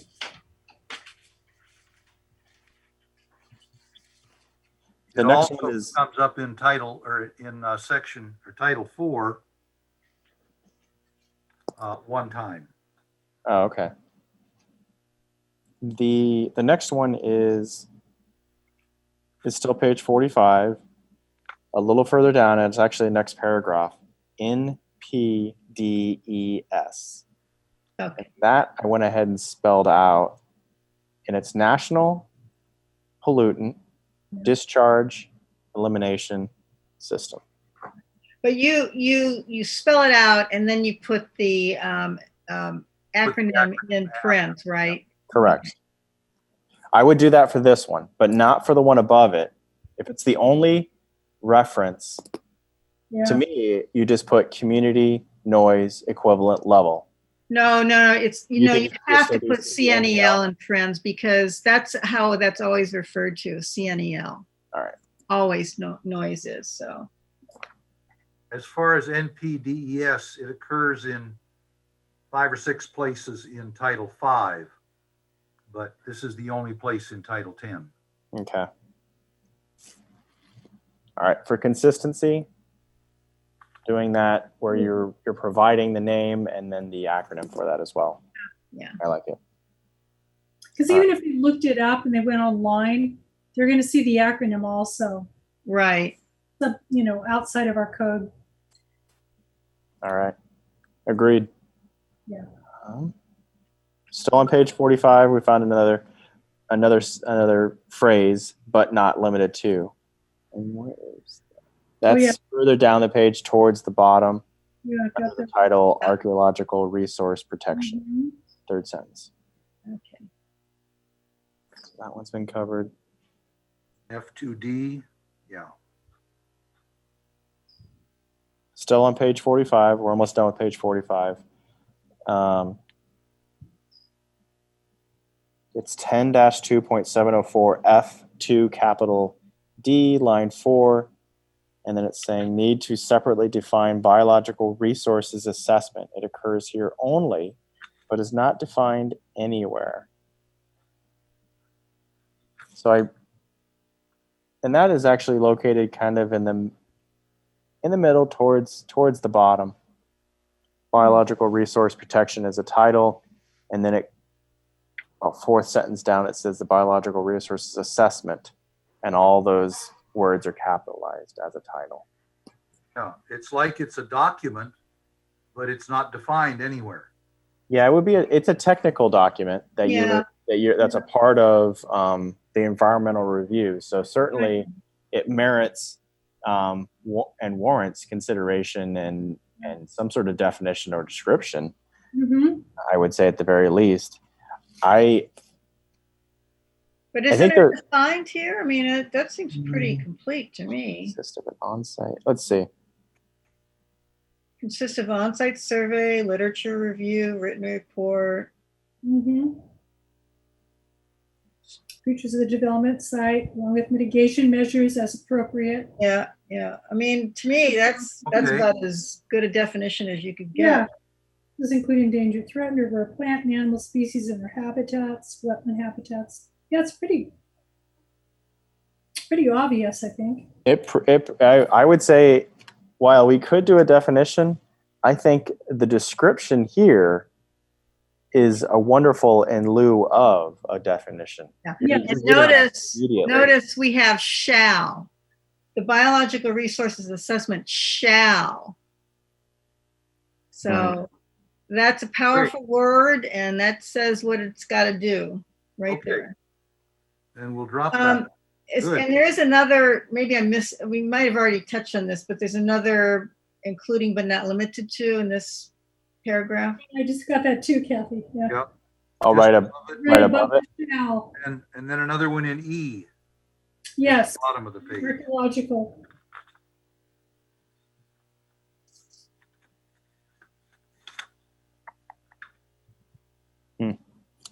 All right. Moving on. This is the actually, I think we just covered this one. Yep. Okay. It is a but not limited to, but we just talked about it, which I believe is referencing E. So we're good there. Yep. Let's move on to page 46.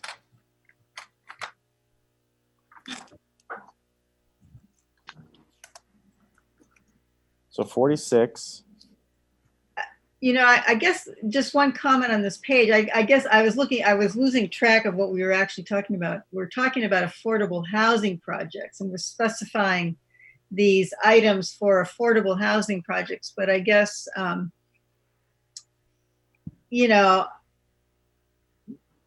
certainly any project more than a couple of housing units would probably also require this stuff, but I don't know that we really talk about that anywhere. But that's neither here nor there. I just realized we're only talking about affordable housing here. So, and with an SPL overlay, that's the key here. It's only specific sites within the city. Yeah. Correct. I think you're right in general, Kate. It's probably should be covered in development plans and subdivision requirements, something like that. So that we may talk about it in handouts in terms of what might be required for certain types of projects. Yeah.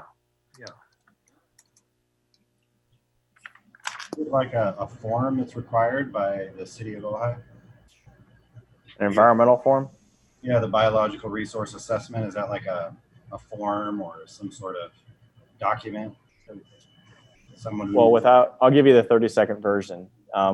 With CEQA, a lot of times you have specific types of technical reports that would be required if it falls into the category of requiring more than what is typically an exemption, which if it's an exemption, then you're finding those requirements aren't necessary because it fits into this specific box, this narrow kind of format. If it's something that requires additional review, research, technical reports, where there's potential mitigation that's necessary, then yes, this biological, what are we calling this? The biological resources assessment is certainly one of those pieces to that. So it's kind of a standardized thing that's common in most projects. Yep. So Yeah, I would say it's a part of the tools that address CEQA, California Environmental Quality Act, to So to be- identify those potential issues and finding mitigation to resolve those. So to be If it's consistent, possible. with SNEL, I, NPDES, and PAA, should we put an acronym here and call it BRA? Oh no, I haven't heard of an acronym for biological resources assessment. As a technical report, you just know it as biological resources assessment. It's not commonly known as a BRA. No, not that I'm aware of. Unless somebody's finding something online, I don't know. I'm not aware of. Oh, okay. It falls under CEQA. Yeah. Yeah, it falls under CEQA as an I acronym. don't think CEQA Acronym. has an acronym for it. I don't, not that I'm aware of. Spelled it out. California Environmental Quality Act, but Yeah. Cool. All right. Just That's a wanted- good question, though. No, it's good. Yeah. Just to be consistent, you know. Yep. All right, that's page 45. That was the last one on page 45. So we're moving on to page 46. And 46 has... First one is in paragraph F. And it reads, delete, oh no, insert damage to between mitigate. And So I had a think I'm question. wrong. I think I'm wrong. I'm trying to understand what that meant because I was reading it over and over again. I was like, what are we? So read how it reads currently. Adversely impact. Well, Oh, they're saying either if there is adverse impacts, they can fully mitigate the adverse impacts. That's what that means. It will either not adversely impact or it would fully mitigate adverse impacts, potential adverse impacts. Yeah, that's how I'm reading it without adding anything to it. Yeah. well, right now it says, or can be made to mitigate significant historic resources. And you don't want to mitigate the resource. You want to mitigate damage to. The impacts, I yeah. think damage to either belongs inside the parentheses, probably inside the parentheses, not outside.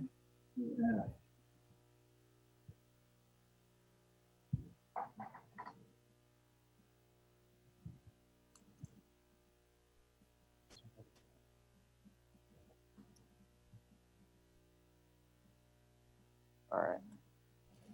So I think 25 should say insert damage to after mitigate.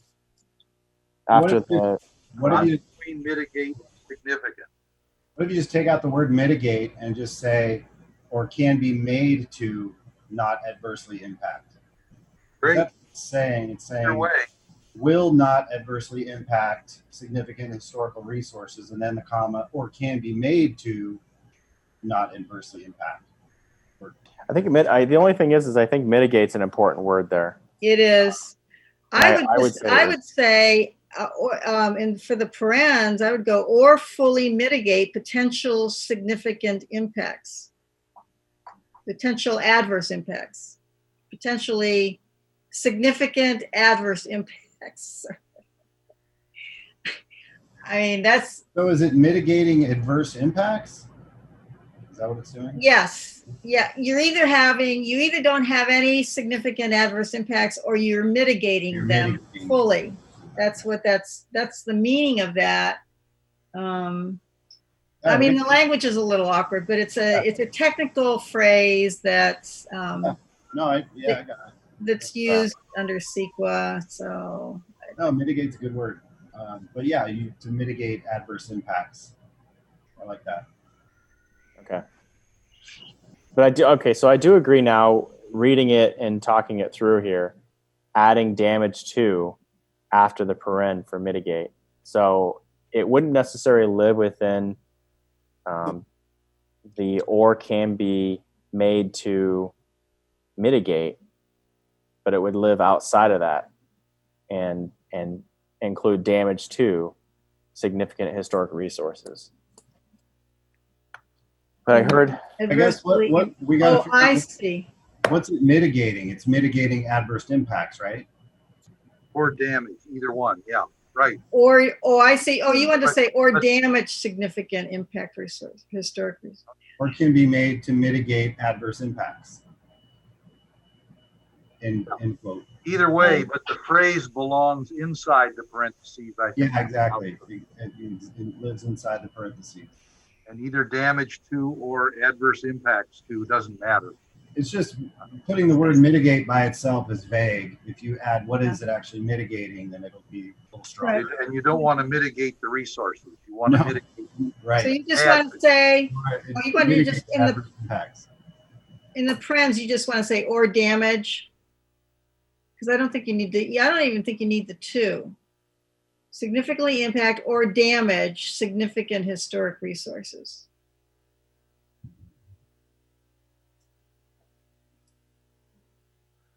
So you're I like- getting rid of I mitigate? like John's adverse impacts too.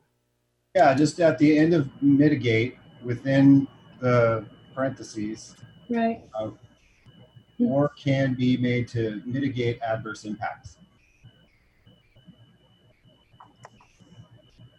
'Cause that's what Oh, you're I see. mitigating, right? You're mitigating adverse impacts. Okay.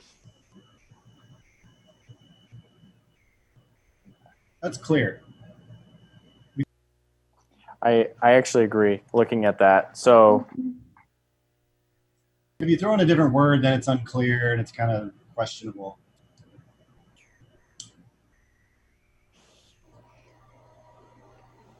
so if we modify that, it reads now will not. We still have adversely impact. Are we getting rid of adversely impact in the beginning? Are these you want findings that. that have to be made? Leave adversely impact there. You're just adding adversely impact after mitigate. Okay, so adversely impact or can be made to mitigate adverse impacts. And Adverse I think you need the two to there. You don't need it up in adversely impact, but you need it after mitigate. after mitigate to Significant. adverse Mitigate adverse impact to impacts to inside the parentheses. inside the parentheses. Okay. Right. Not adversely impact or can be made to mitigate adverse impacts. Oh, okay. To- adverse impacts. Yeah, that's it. Yeah. In the first case, impact is a verb, and in the Yeah. second case, it's a noun. Okay.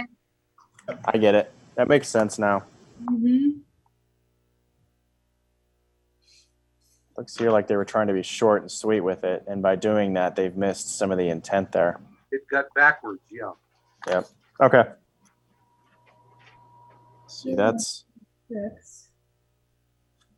number 25, which is page 46. We stay on page 46, and we delete, but not limited to. Yep. And that is kind of in the middle of the page under G, traffic control measures, page 46. All right. Moving on here. Page 46 again.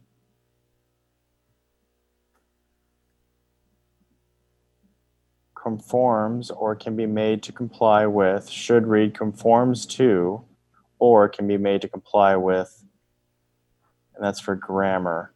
Both conform and comply need some kind of a preposition. You conform with, or you conform to, or you comply with. And either one seems fine. We're using both here, but we need to have the appropriate prepositions with both. So we're relocating the paren here, right? It's just No. being shifted, or no? Adding Conforms to. Okay, I see. Conforms to. and adding with after comply.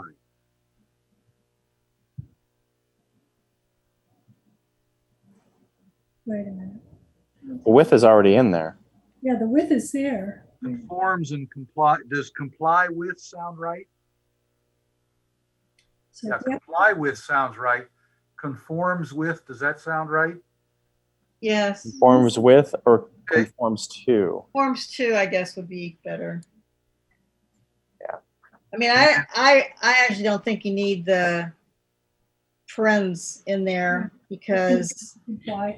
it either conforms as proposed or conforms as proposed with conditions of approval, one way or the other. You Mhm. could put 2 after conforms and take the parens off. Strike it. Yeah. All right. Okay.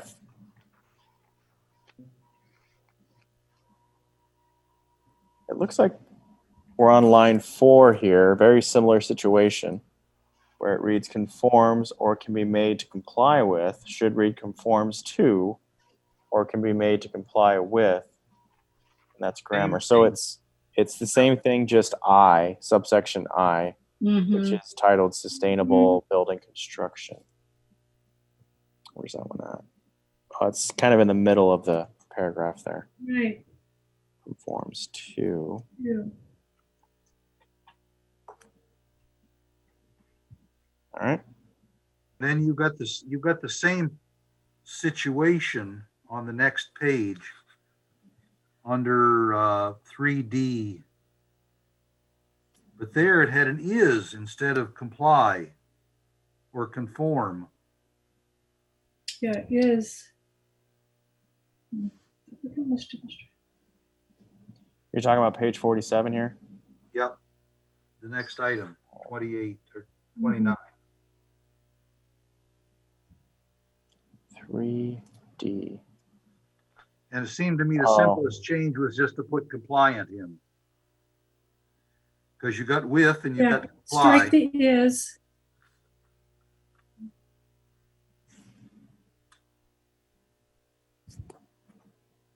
Yep. Okay. All right. Let's see. That moves us on to page 49. Last line, there's just a missing space.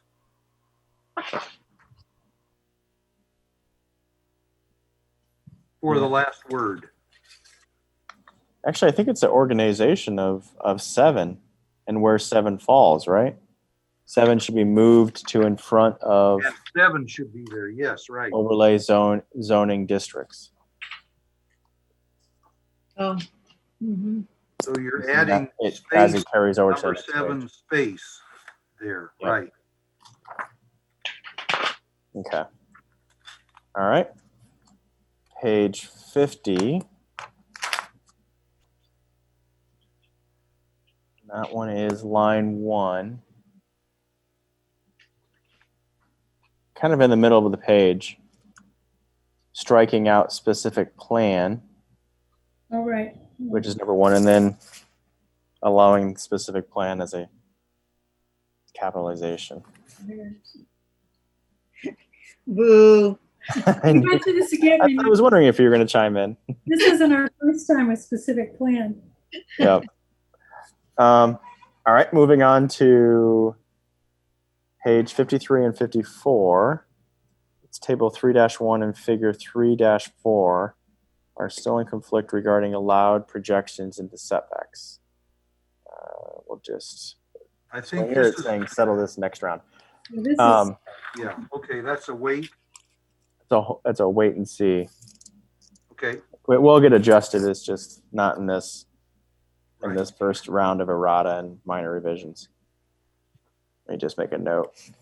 Right. Okay. All right. Going to email 2 of 2. We flip to page 56. So on page 56, this one's a fairly simple one. It's just changing 1 to 2. So if you look at the just above the table 3-3, it goes little e and then number 1. And then below table 3-3, it still has a number 1, which should be a number 2. Unless that's a note, but there's no indication of a note in the table, so I think it's 2. Yeah, no, I don't remember there being a note. Let me got my spidey senses here for a second. Here, let me look at the code just briefly. This is 805.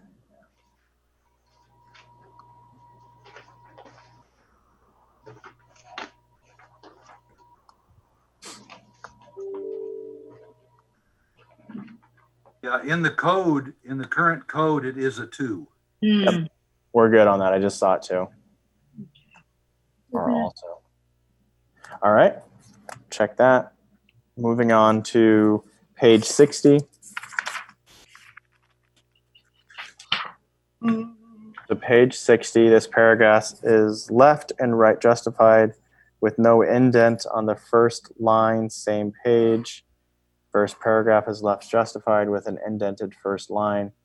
And then so just Is as a that global, Is Q code, are the Q code people going to take care of that? yes. Okay. Yep, that will be taken care of. If we wanted to look consistent throughout, we can go in and manipulate, but the reality is that time spent is going to be taken care of by Q code. So we try to get it as close as possible. They'll take it to the finish line in terms of that format. Right. Okay. Great. All right. Page 60 again. And then we have affordable rent, which is line 2, which is 10-2.902. Inserting a comma, so that's errata. That is, if you look at the definition of affordable rent, maximum monthly housing cost of an affordable unit that is reserved for occupancy by a target household, comma, not exceeding the calculation set forth in table 4-1. Yeah. All With right. the comma, then that last phrase is referring back to cost rather than household. Okay.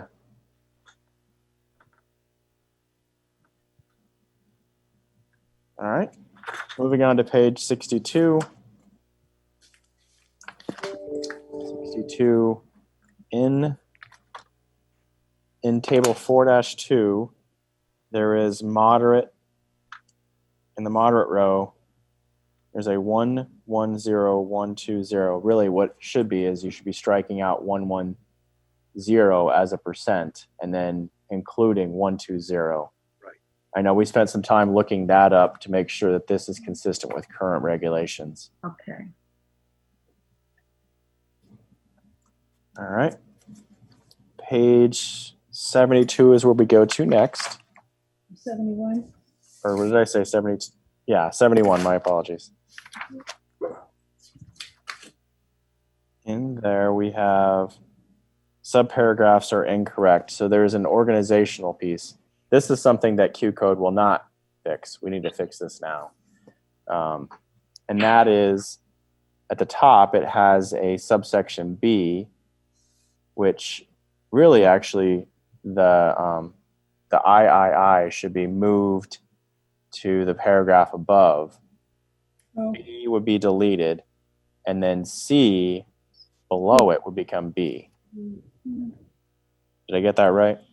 Yes. Okay. That was just an inadvertent adding a return, which created a new paragraph, B. Yep. Yeah, no, it's a good catch. Page 77 is the next one.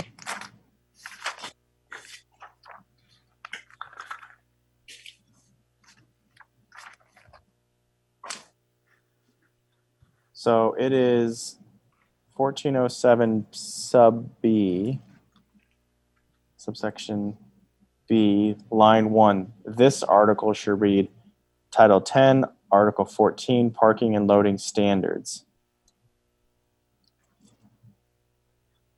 What? And a right paren on standards. I goofed that. Wait, I'm not seeing this one. Okay. Where are we? 1407B says disabled accessible spaces required by this article. Oh, this article. There's the key. That was one of those global changes we agreed to back in June or July. Right. So that's in B and D also. Okay. I got it now. Just didn't catch it the first time through.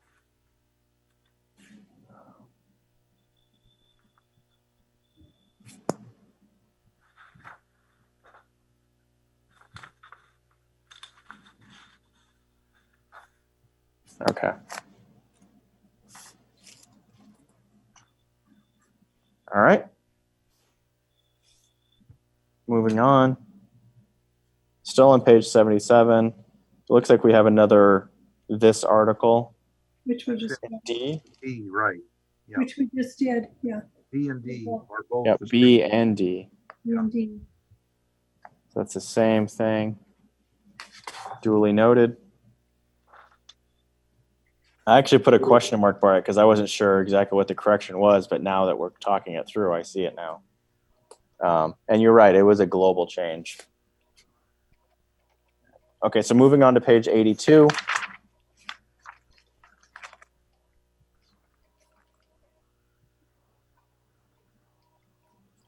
Here we have line 4 of 304D, which D starts out conversions, which would significantly reduce.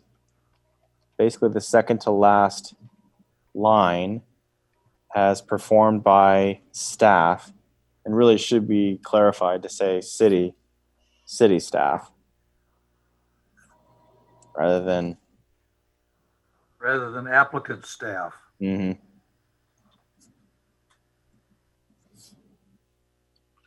All right, moving on to page 86.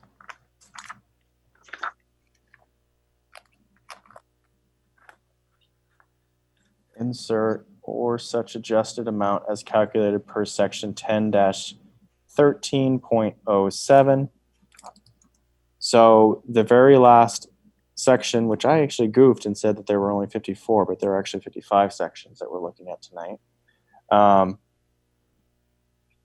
Third line down of this chapter, it has $3,140. Here we would add that or such adjusted amount as calculated per section 10-13.07. That's really where that calculation is provided. So it's giving you that the amount, the base amount that it started with, but an area in which that calculation can be adjusted. And this is the in lieu parking. And with that, let's all take a deep breath here. We have gotten through these revisions. Are there additional revisions that the commission has seen up to this point? I know I mentioned that in the beginning, but speak now or forever hold your peace at this point with our first of many code updates that we're going to be seeing for Title 10. So Lucas, Yeah. well, go ahead. Go ahead, Pardon Ken. me. Oh, so this will, if we make our recommendation, it will go to council. Would it come back to us again, or that would just be the final for this section? That's it. Council that's- makes the Okay. change. Yep. But there are other sections that you will certainly be able to sink your Right. teeth. Okay. I do have one, Lucas. I just Okay. found as we were walking through here, page 63, excuse me, in the definition equivalent action, there's another one of those, including but not limited to global changes.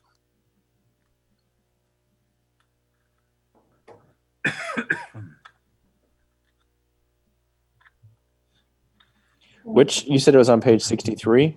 Page 63, the definition equivalent action, Ah, line see it. 2. Got Has it. another one of those. Oh yeah, but not limited to.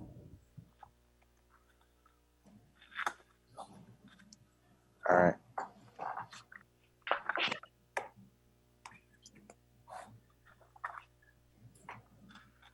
And on page 36, the very top of the page,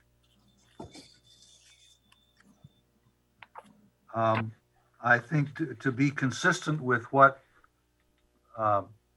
Commissioner Lottis has indicated here, and we agreed on, I think that note 1 at the top of page 36 should read allowed land uses and land use permit requirements. Or allowable uses and strike the land. Yeah. Oh, yeah, And- right. Allowed Land uses, uses and land use. But I knew what you land meant. use permit requirements. Yeah, good catch, Steve. Yep, good catch. Yeah.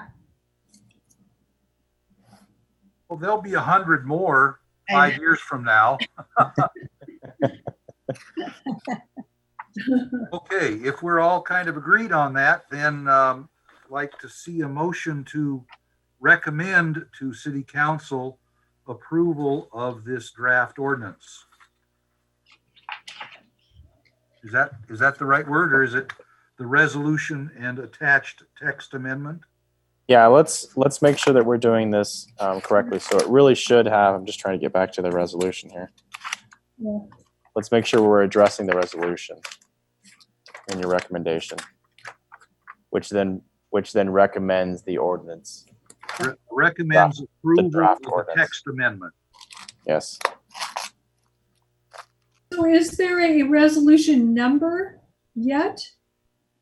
Not yet. Actually, yeah. It'll be numbered if we approve it. Right.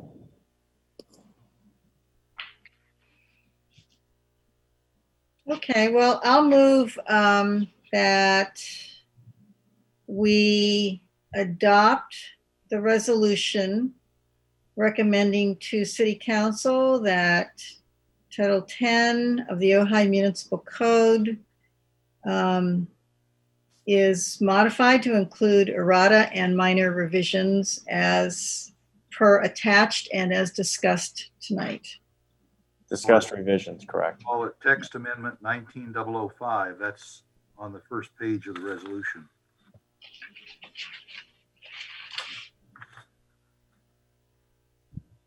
And Sherry will number the resolution later, and if City Council approves, they'll number the ordinance later. Right. Be number 06. Yeah. Okay. What is it, 6? 20-06. Okay. We have a second to that motion? I will second the motion. Okay, any discussion? Sherry, could we have a vote on this, please? A roll call? Chair Quillisi, Yes. Vice Chair Nolan, Yes. Commissioner Lottis, Yes. Commissioner Trent. Commissioner Trent. Yes, sorry, I couldn't. Oh, sorry. Motion passes. Thanks. Terrific. All right. Okay, prepare, Souza. 86 pages. She took notes. Yeah. Okay, let's move on to item 3, Planning Commission appointment to the Committee to Approve Public Art, CAPA. Would you inform, since we have some new members here, Lucas, would you take us through this, please? Yeah, so what's up for discussion tonight is appointing one member of this commission to serve a 2-year term on the Committee to Approve Public Art, also referred as CAPA. So this committee takes a look at public art as a committee. It's interesting too because it was actually the former Planning Commissioner Ray Powers that was on it previous to that. So since his departure, this seat has come up vacant, and this commission needs at this point to fill that position to make that committee whole once again. It's a fun commission. You should fight to be on it. Yeah, it is a committee, but it certainly does sound like a fun committee as an arts. Lucas, could you give us a little bit of background on a ballpark on the amount of meetings or general time that's involved with this? Yeah, they meet as needed as far as I understand. So it's as projects come forward. There isn't necessarily a set time as committees function. Mm-hmm. I've talked to a couple of people. I think they meet irregularly and less frequently than the BAB. Because this only comes up when there's a commercial development Right. that requires public art. So that doesn't happen very often. Mhm. If you had a couple of meetings a year, I'd be surprised. Mhm. And do we know when they meet, or is that kind of not consistent either? There's not like when they do meet, there's not a regular time, and Yeah, there's not necessarily a time or even a date. Okay. It is really project based. That's really what we're looking at. I put a feeler out as to when everybody can get together. This is Right. like a standing subcommittee of the Arts Commission, that sort of thing. Correct. Yeah, not of the Planning Commission. So yeah, it's of the Arts Commission. Mhm. I could be interested. Anyone else volunteering? I'd back It Commissioner sounds really interesting. I just don't Nolan want for that. You're replacing Ray Powers, John.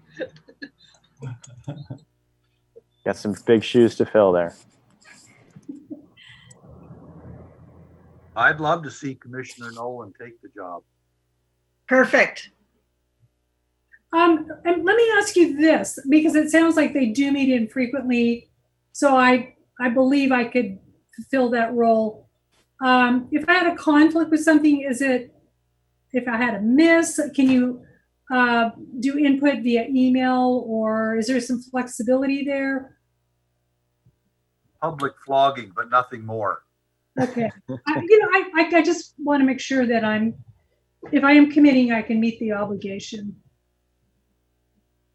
Could I ask something? Can I Go ask ahead. Lucas or Sure. Aquilisi?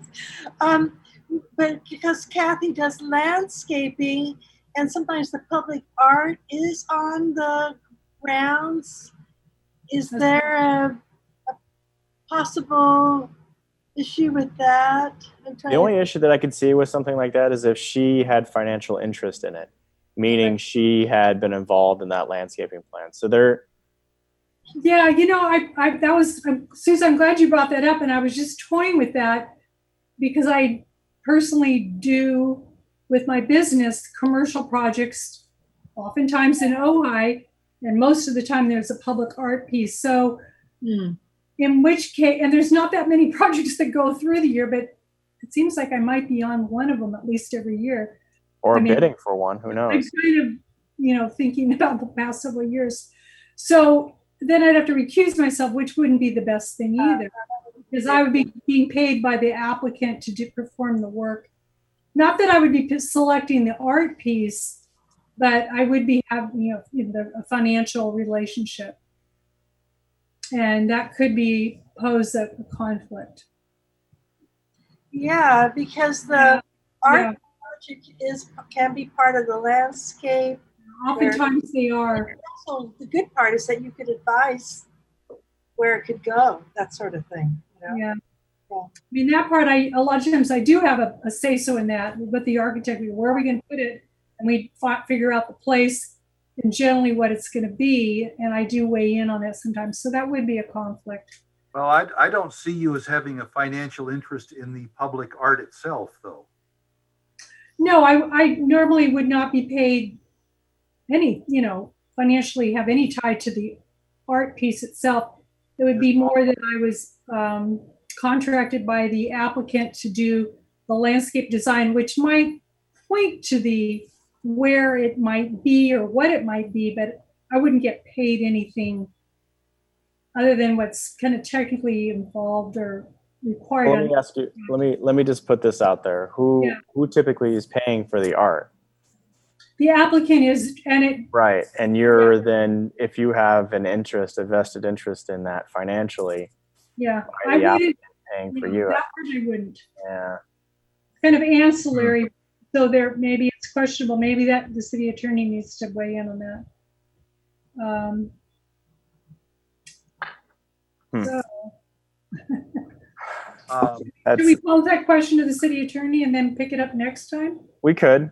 I think, Good. yeah, let's say Commissioner Nolan is willing to take on the job pending advice from the city attorney Okay. about conflict of interest. Yeah, we want to make sure it's above board. Okay.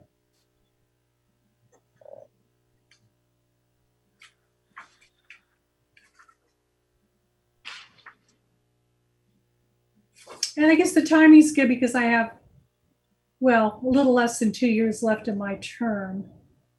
So Well, there you go. I guess that's okay too. Right in line then.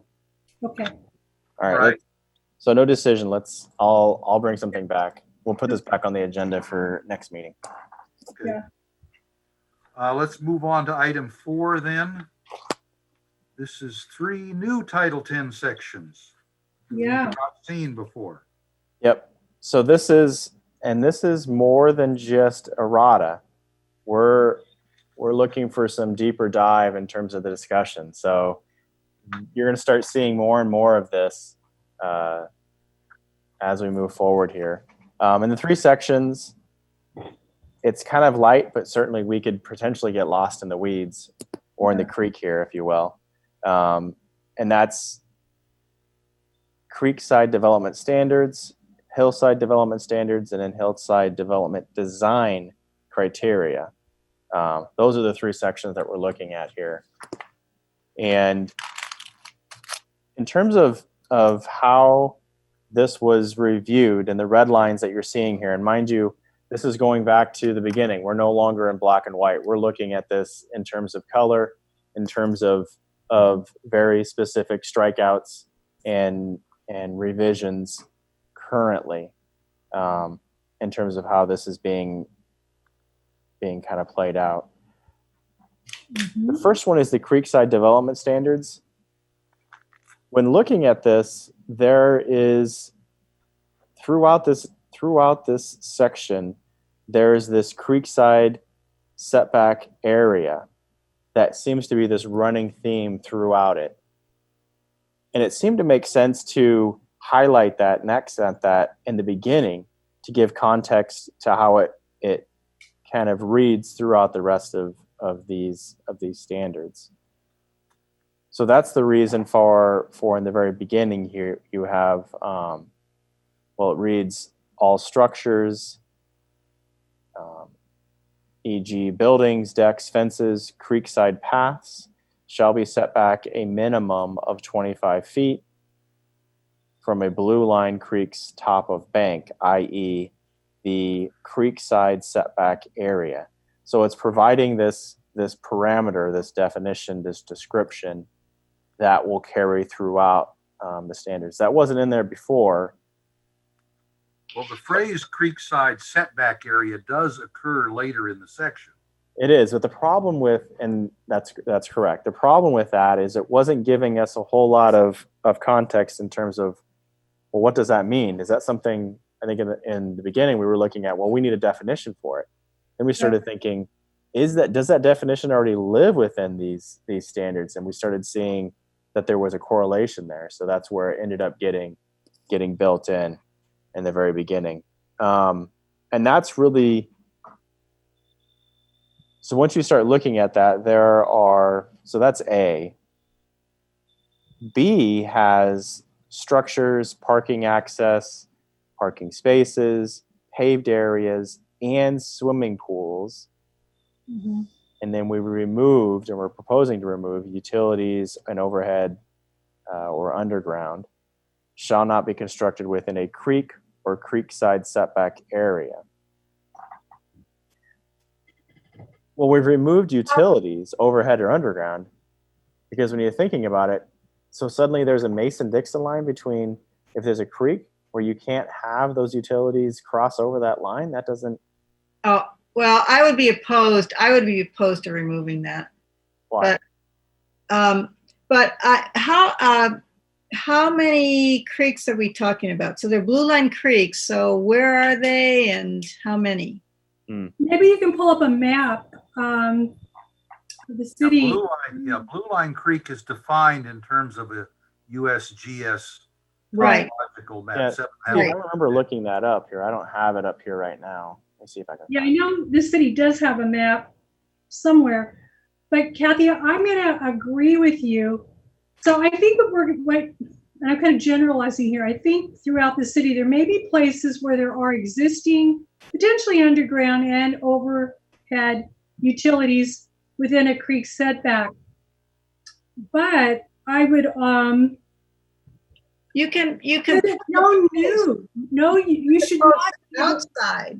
There should Yeah. be structures in there, but over, I mean, if not there's be able to dig and put in a utility within that setback, because now you're you're upsetting the grade. right. You potentially equipment brings in invasive species all the time. Oh, yeah. No, I mean, anytime, I mean, certainly with coastal commission requirements, when you talk about setbacks from the blue line creeks or even drainage courses that are dry for almost all the year, Right. I mean, there is no room for putting any kind of structures in any of those setback areas. And, the most you can do is maybe have a porch overhang or something, a deck overhang, but the support posts have to be outside that 25-foot setback. And I'm going to agree on that, because I just know the disruption that happens when you're putting in, whether it's overhead or, I mean, maybe you could do overhead if you could define that the poles are outside of the 25-foot area and maybe the power line goes over. right. That could be an exception, but where you actually have to go in and disturb which is within the 25 feet, I would say, No way. yeah. Okay, the situation, this is a good thing to talk through, Mhm. because you will find Stewart Creek, Fox Creek, and a couple of others that I am willing to bet good money are blue line creeks that run north to south Yeah. across the valley. If this wording stays as the plain language says it now, you can't have utilities of any sort cross those creeks. Now, you might have existing that are already there. We're not saying go in and take them out. I Right. understand. Any new permits, new construction, Right. no. Unless there may be an exception, and we may need to talk about this more. And like I said, let's just say it's a telephone line that needs to get rerouted, which happens, and they've moved the poles and what have you. If the applicant can come in with a site plan and show, here's where the poles are going to be, they're outside of the 25-foot setback, but the power line is going to go over the creek. In that case, I could see, okay, you could do that. Right. With an exception. And this, If there's no other alternative, I mean, or that, you mean that's. but here's even taking it deeper, and it's something that just came to me, and I didn't think of it a couple minutes ago. All right, so here's another issue that we have had in the city of Ojai.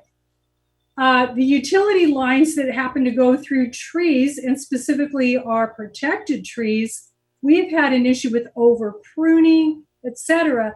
So I think we need to throw that into the mix. I don't know if this is an easy answer, but I think the discussion is well worth it, and we might have to do a little more exploring and bring it all back to the table. It's not a cut and dry necessarily decision.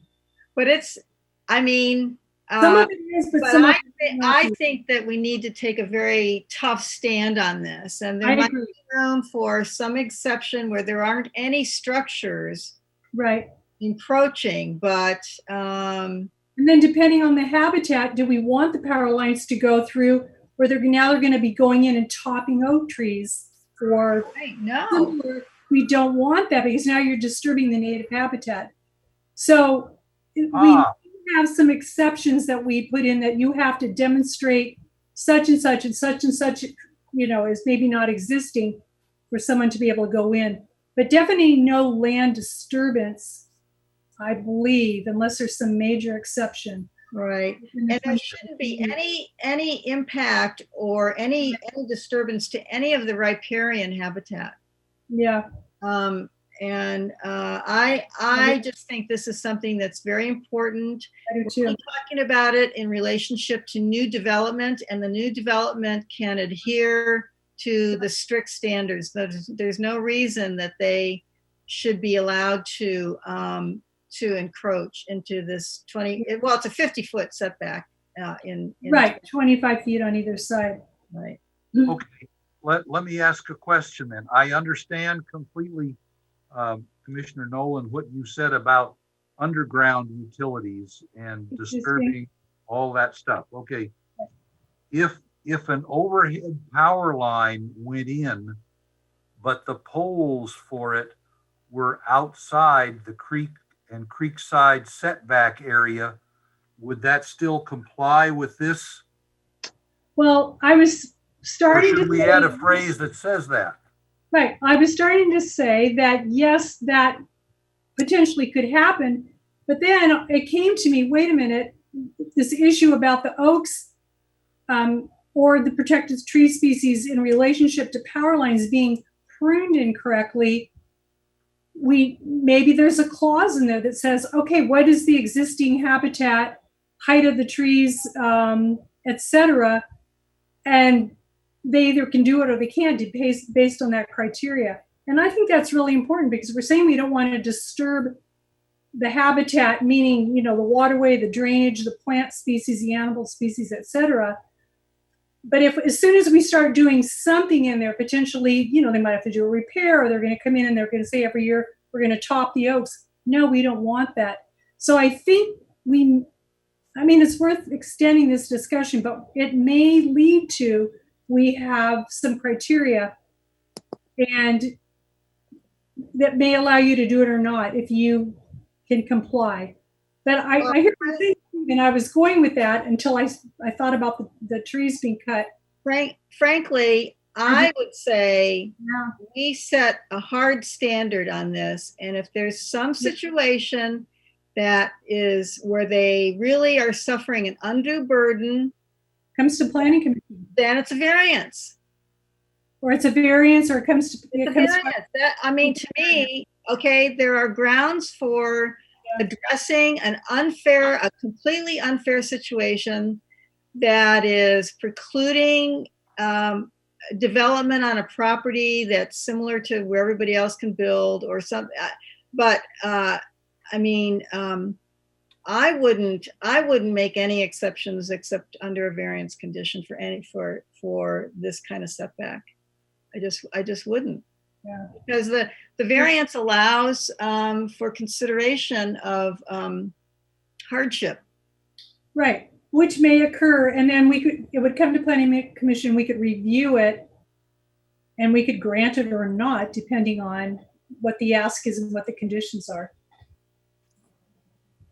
Well, I'd like to see a map of where these creeks are. I have a feeling we're not talking about, it's a blue line creek. It really has water in it. Like all the time. So we need to define. I don't think so. I don't think so. Just a blue line stream wouldn't necessarily have water. Size. It's a certain size when it does have water in it.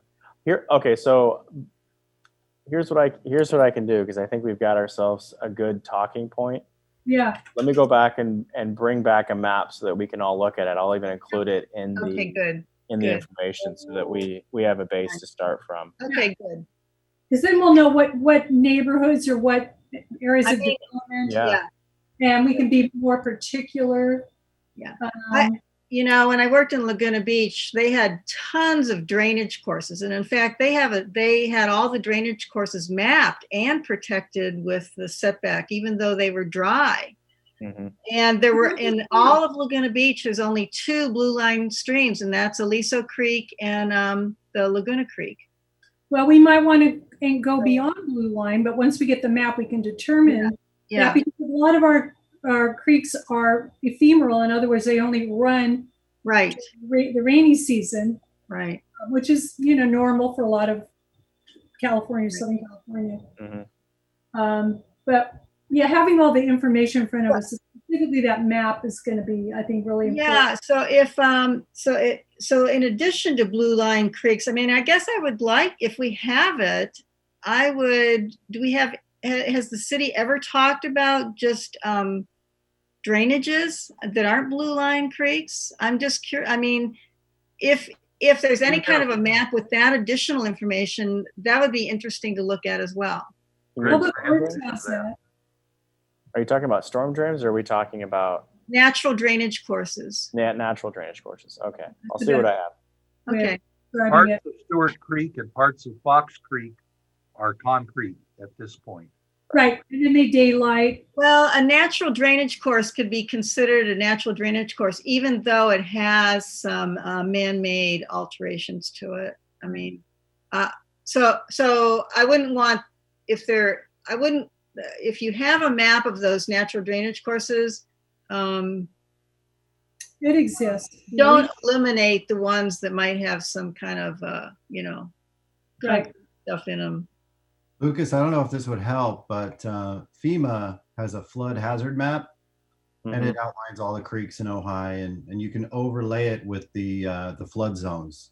So all the properties that require flood insurance, etc., and that can kind of help determine areas. Beautiful. to Look at. So yeah, check out that site, FEMA flood hazard map for Ventura County. Okay. So Lucas, are we going to continue with this, or are we going to wait till we get the map and pick it up? For this one, how about we wait till we get the map, because I think that'll drive some of this conversation. I think let's pause on this one.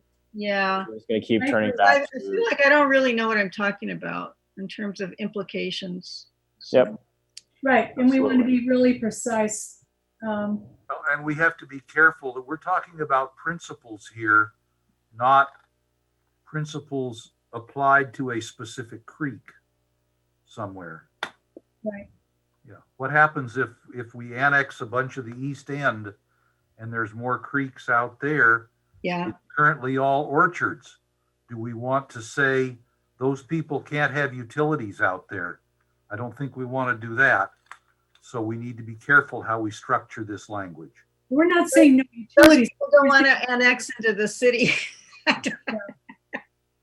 Anyway, no, I get what you mean, Steve. I do too. You gotta be, yeah, I agree with that, because I think that was part of our conversation, is we've got to be thinking more than just within the parameters of the city, but if there is that opportunity for Yeah, so future we look at the sphere of influence. Yeah. Number one.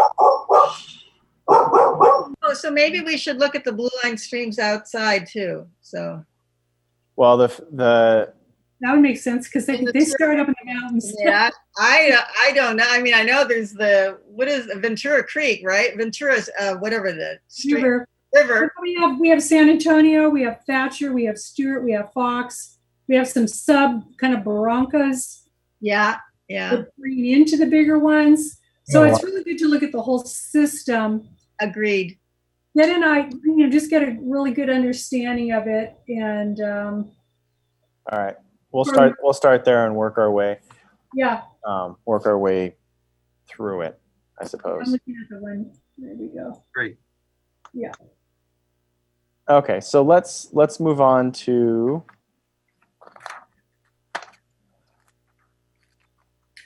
Oh, Lucas, may I just pipe in one more thing before we move on?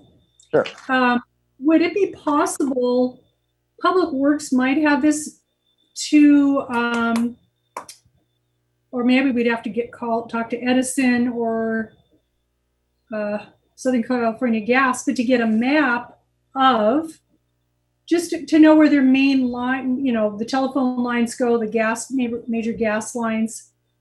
I mean, it might be just good to have like an overlay And to see the over the creeks, and then, it just gives us more information.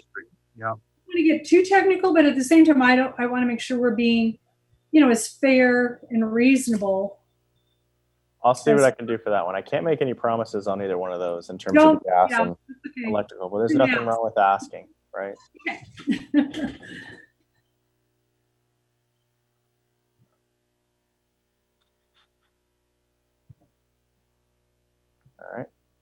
All right. 1103. 1103, which is Hillside Development Standards. And this one is just the permit and application requirements.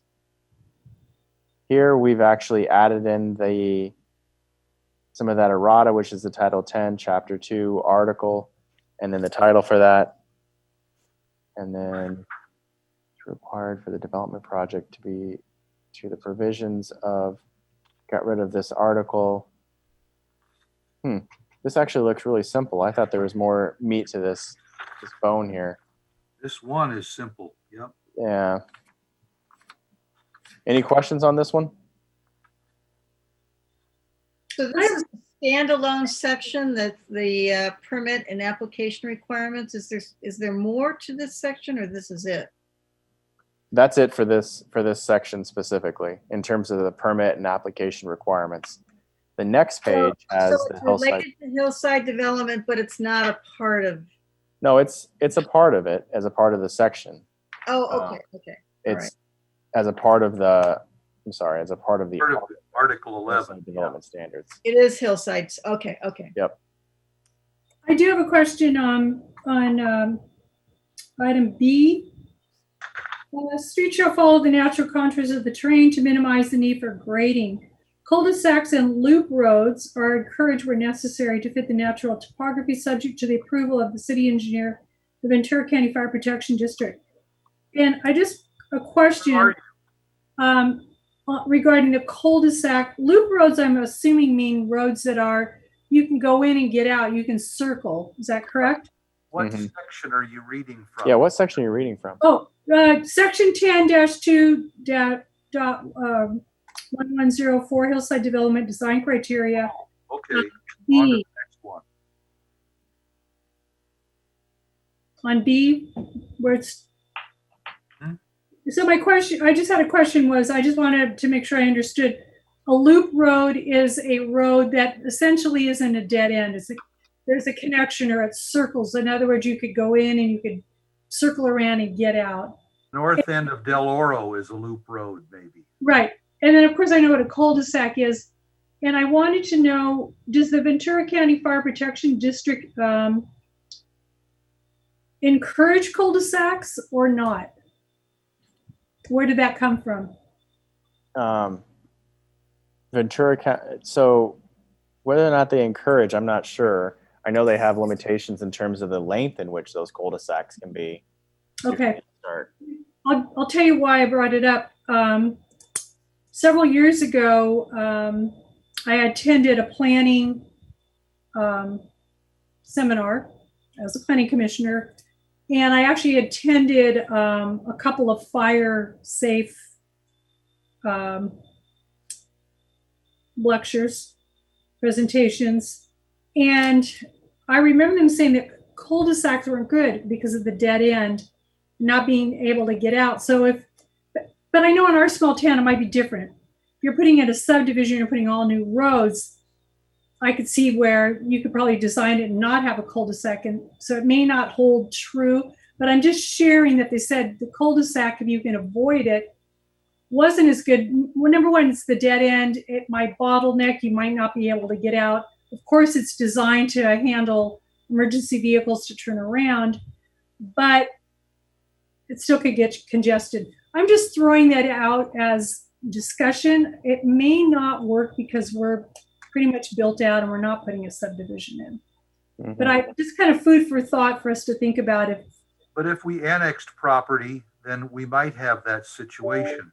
And right. Look at things like the end of Rains Court. I know. That's quite a large cul-de-sac there. Yeah, yeah. We dealt with that Daily Road property. Yeah.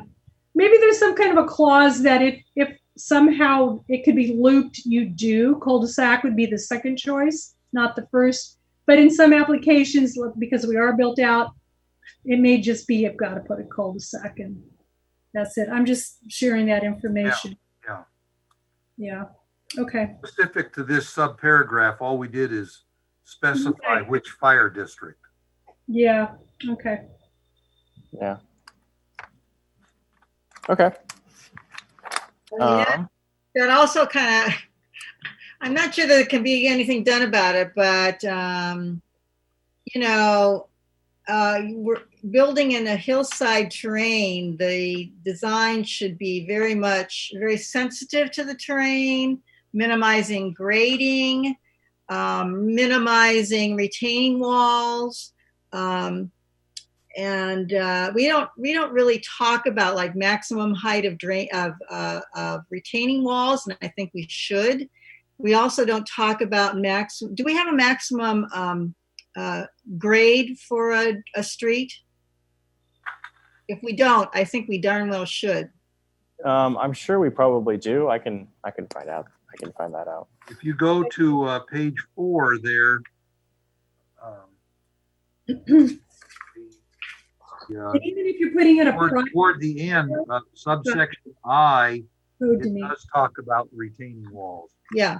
Well, I think we need, I think that, I mean, having 12-foot high retaining walls, there was that project at the end of Daly, and they Yeah. had very high retaining walls that absolutely, in my opinion, should not even be allowed to be proposed in a hillside property like that. And we have nothing that sets a maximum height of a retaining wall. Right And there, it's right there in subparagraph I, 36 inches. 36 inches. okay, Generally- and well, we want to put that as based on natural grade, not finished grade. Yeah. It should be 36 inches above finished a natural grade. Or if you want to make it, if it's natural grade and you want to make a little more allowance, I would be okay with that. But Like a the 4-footer. wall needs to be measured from natural grade because that prevents alteration of the natural terrain, and it really puts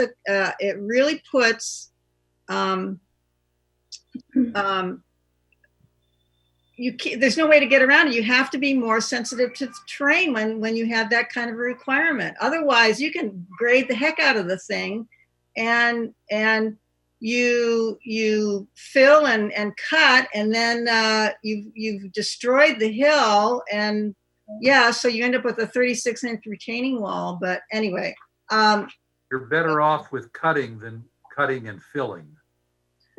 They had well, that I just don't problem want to. down there in that area, down Laguna Beach or Dana Point or somewhere, where they had done a lot of cutting and filling. Dana Point. Okay, so that each lot was half cut and half filled. Yeah, no. I mean, That's you can too much just rain, the fill destroy. went away. Yeah, you can destroy it. So I'm looking for limits on grading. I'm looking for measurement of the retaining wall as above a certain height above natural grade, not finished grade.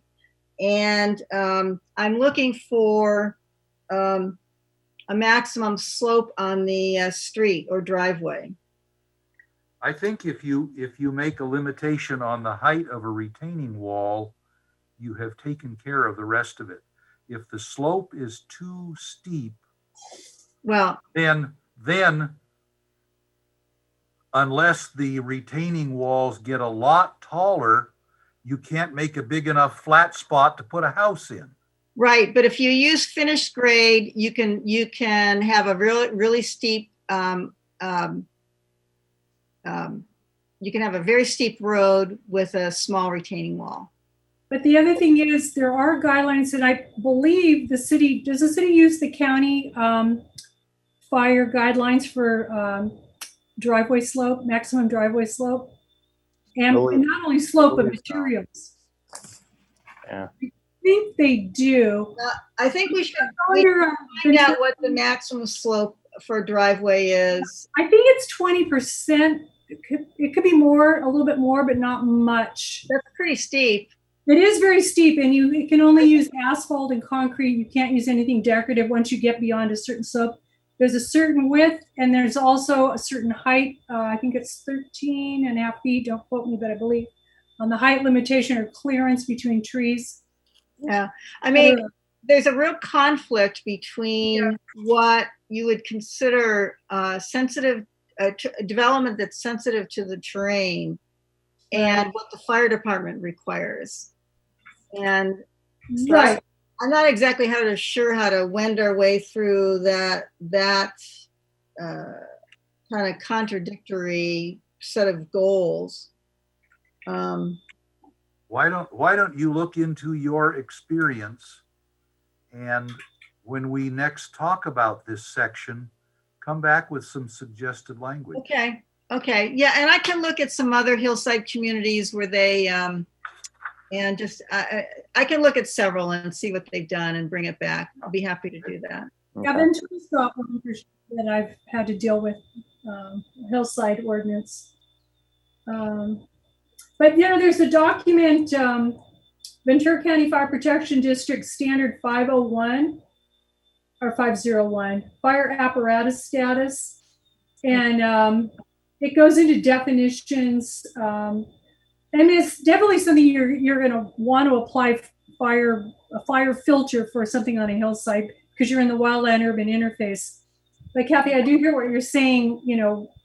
Maybe our requirements are less than what their maximum. But it's a good place to start and to have that information. Agreed. Yeah. It'll tell you about the length and the width, turning radius, all of that for roads. How much traffic? Also, we've got to have turnarounds, etc. Yeah, Fire Kathy Nolan, lanes, you would remember we looked at something. I think it was on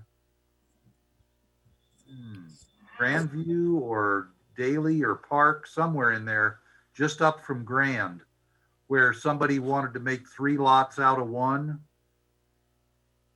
You remember they wanted to put 2 houses in the back? That was on Daily, I believe. On Daily, okay. And the fire protection folks got involved in how wide the access road was to the rear lots. Yes, I do remember that discussion. And then there was also some issues with drainage there too. Yes, right. That runs through Ojai and runs through all those communities, I remember. But anyway, that 501 document would be a good resource for us all to look at when we start discussing going further into this. Plus, I think this topic of development into sensitive areas, or including hillside terrain and their areas of riparian habitat and so forth. I think these are actually important topics for the general plan as well, and that we really should be developing policies because maybe the rest of the community doesn't feel the way that I feel, but the driving and this may be a little bit backward, but I think it's going to be a while before we get to the general plan. So, we should but work the on what we should work philosophical on. setting should be. We should make sure that that's included in the general plan, I think. And the whole northern edge of the city is hillside. Right. Right.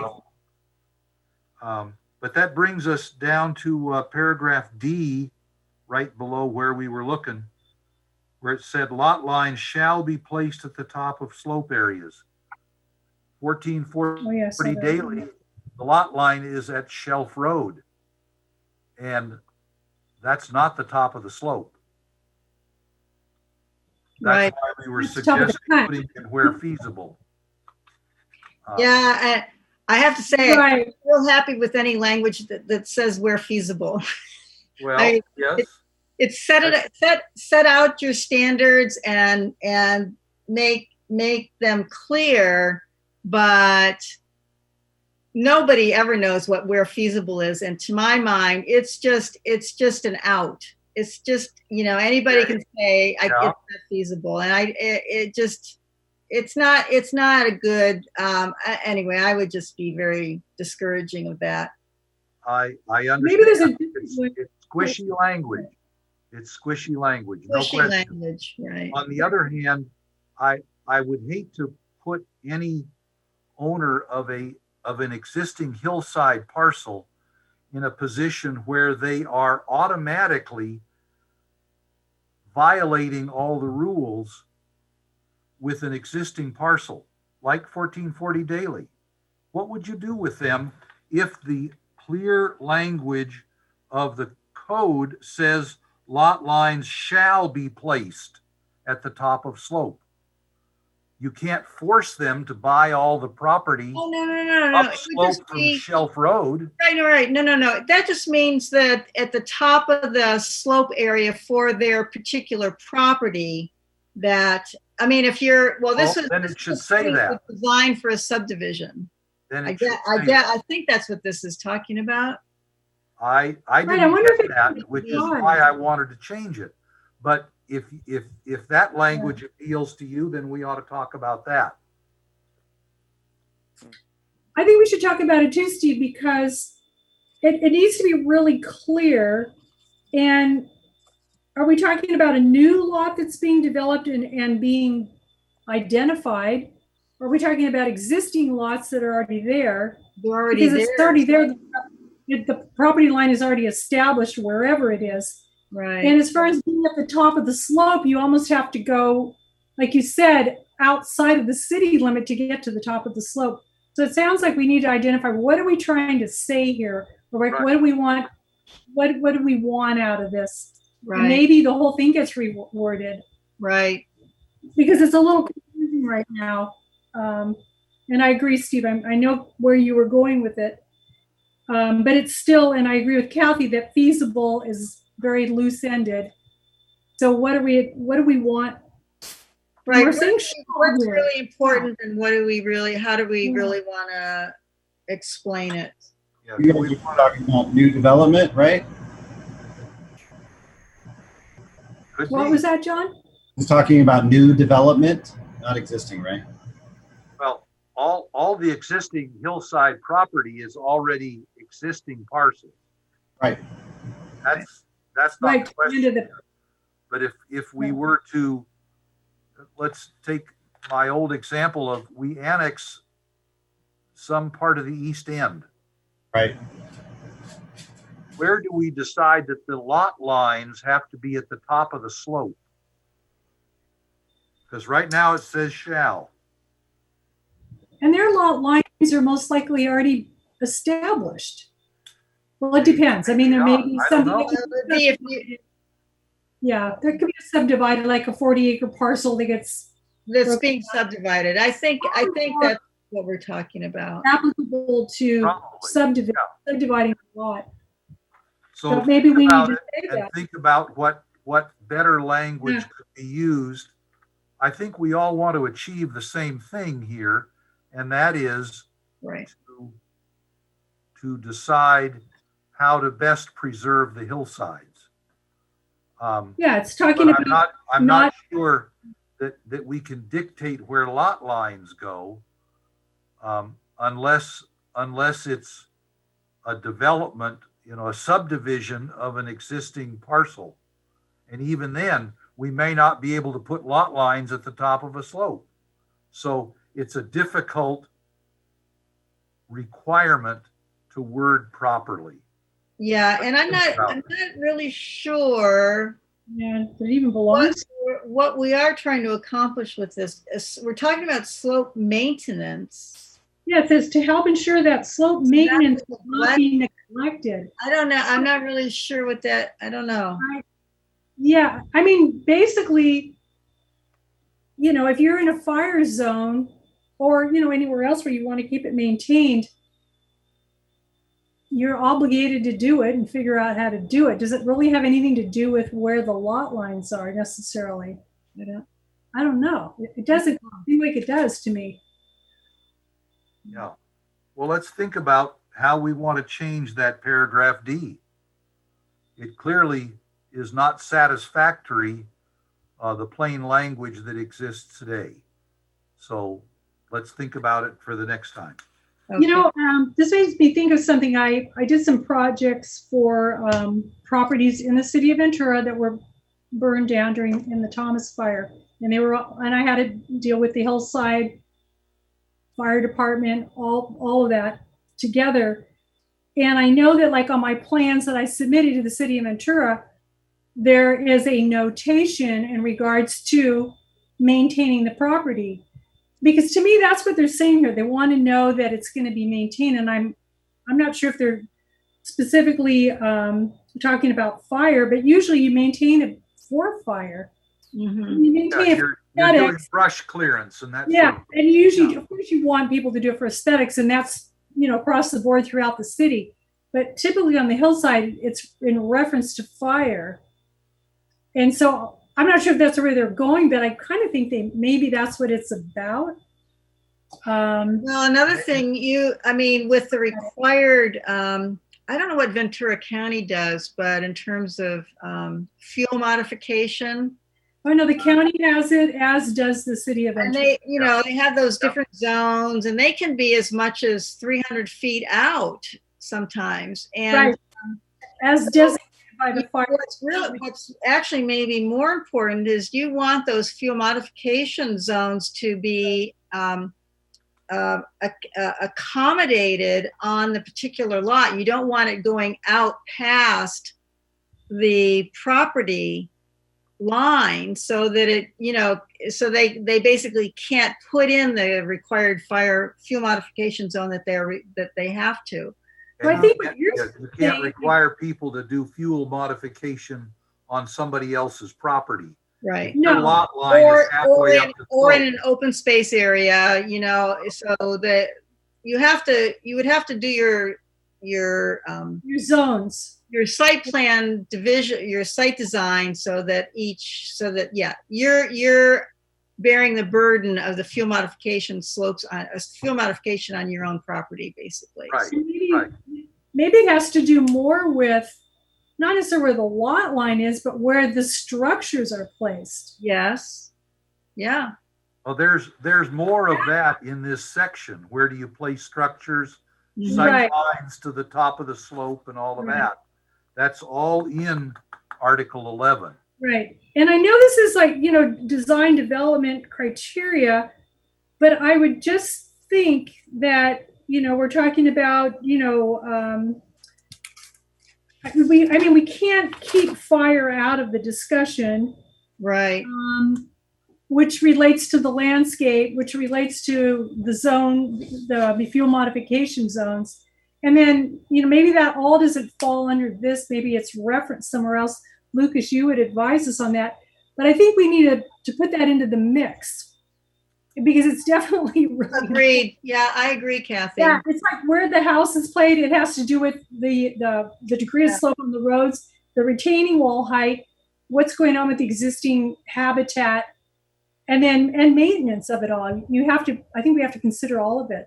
Yeah. Oh, look, kitty. I had my cat meowing at the window. I had to go. That looks like a big cat. Hard cat, I tell you. Let's, Just for reference, I just went on to Google, looked up top of slope, and Kathy, you're right. It's for fire. I mean, basically, the Yeah. house would go on top of the hill, and then the lot line would be toward the edge of the slope, would be on the top of the slope, and then the slope would go down, to wherever. But the house would sit on top of the hill, and then the lot line would hit the edge of the top of the slope. That way, they're clearing all the brush out away from their house, making it safe for fire. sure. So it really has to do with where the structure is placed on the lawn. Absolutely. Yeah. Yeah. And that dictates the zones because you go out from the footprint of the house. Yeah, if you have a hill like this, you don't want the house sitting right on top of the slope because fire goes up and it's going to burn that house All that too. over here. Yeah, that also has to do with sight lines and other things. Absolutely. Right. And So we have to put it all in there. I Lucas, mentioned- are we off yeah. track? the No, the north side of the city is Hillside, but it is not to the top of the slope. It's No. partway up the slope, and the rest is national forest. Well, then there's guidelines for the toe of the slope as well. So the slope, Right. this, so here's the toe, and then this is the top of the slope. Right. So the Right. houses that are on the toe. So, and this may have to do with, don't we have, I guess it's not right here, but there is a diagram. Isn't there a diagram for the hillside placement of structures? Don't we have that? Yeah, there are pictures. It's not, you know, One of the sections that we covered earlier this evening, 1105. Yeah, but that might be referencing to a degree that diagram, but it sounds to me like the wording just needs to be changed. I believe it is in context with fire, and the lot line may not even be the right word. Maybe it's the placement of structures. But I'm looking to see where that is. I know we've, Well, and then, Yeah. I mean, fundamentally, you get into philosophical discussion, like should, which is general plan again, because I mean, do you want to have do we really want to say, hey, Yeah. people, if you're going into the hillside, you really need to build your house close to the access road. You can't go way, way up there because you're going to create too much disturbance on that lot. But that's an example of a policy that would be appropriate for the general plan, and then that drives your regulations. But I personally think that that's important. You don't then have to extend all the utilities. Okay, maybe you don't get exactly the best view on the property, but it's safer and it's accessible. But the large structures need to be close to an existing road, and your driveway shouldn't be allowed to be 900 feet out there into wherever. Kathy, I wanted to say, if you go back to our item 2, Exhibit 1, Attachment A, page 72 of 86 shows the retaining walls. And then page 74 shows location of structures below ridge line. Yep. And yeah. So, maybe those need to get kind of referenced back into when we do this hillside ordinance. Yeah, I think. Right.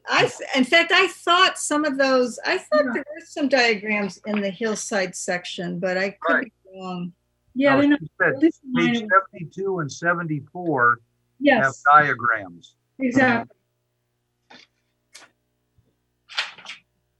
Yeah, we need to think about fire safety. Obviously, after the Thomas fire, we know how fast that thing moved in, and a lot of the homes that burned were off the beaten path, and they didn't have access. The firemen couldn't get back there. The roads were windy, way back up in the canyon.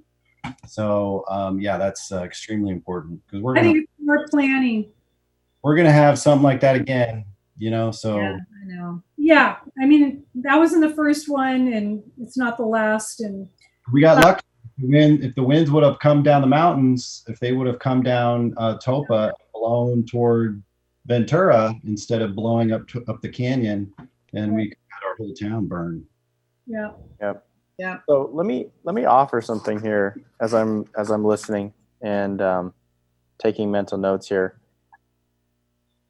In terms of what I'm hearing here, I almost feel like we should be discussing not just hillside development design criteria, which is that section 10-2.1104. We should be including in that discussion and potential revisions 1105, which is hillside project development standards. Having those two married, I mean, they're going to be speaking to each other anyway. Right. Why not? Oh, Why absolutely. not have that inclusive of each other? When we did 1105 earlier this evening, it was mostly errata.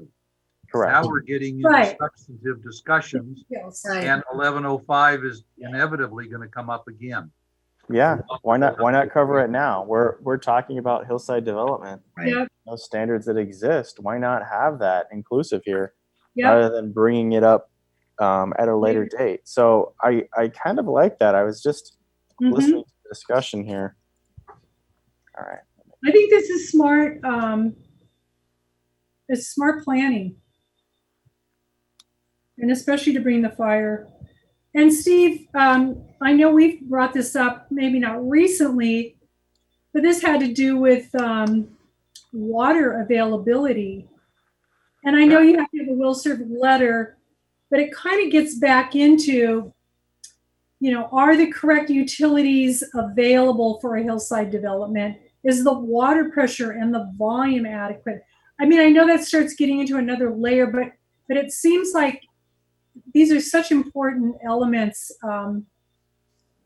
Somehow they need to be, considered.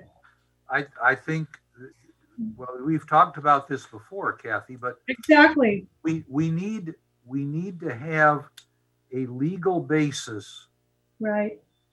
for saying to a developer, no, you can't build there.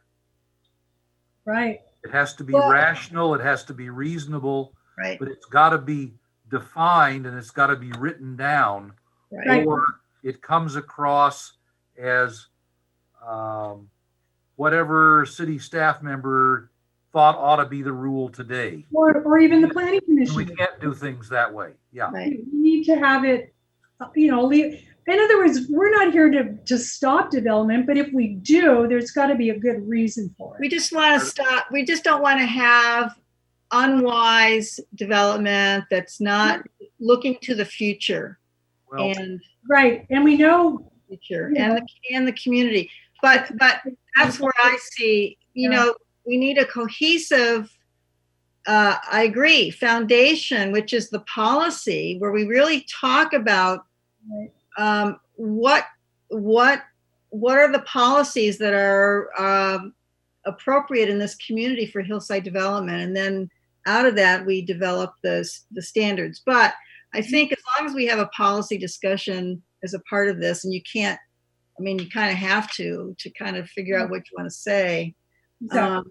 We should kind of track what policy, what maybe we could, in some kind of rough form, flesh out some of the policies that we would like to see in the general plan as well. Fire Protection District already has some standards about what's safe for fire suppression and what's not.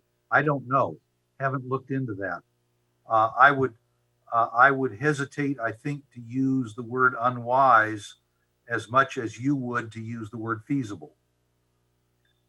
Okay, I'm just saying that when you have clear policies, then that sets forth the rationale for why you say what you say in your zoning standard, and Right.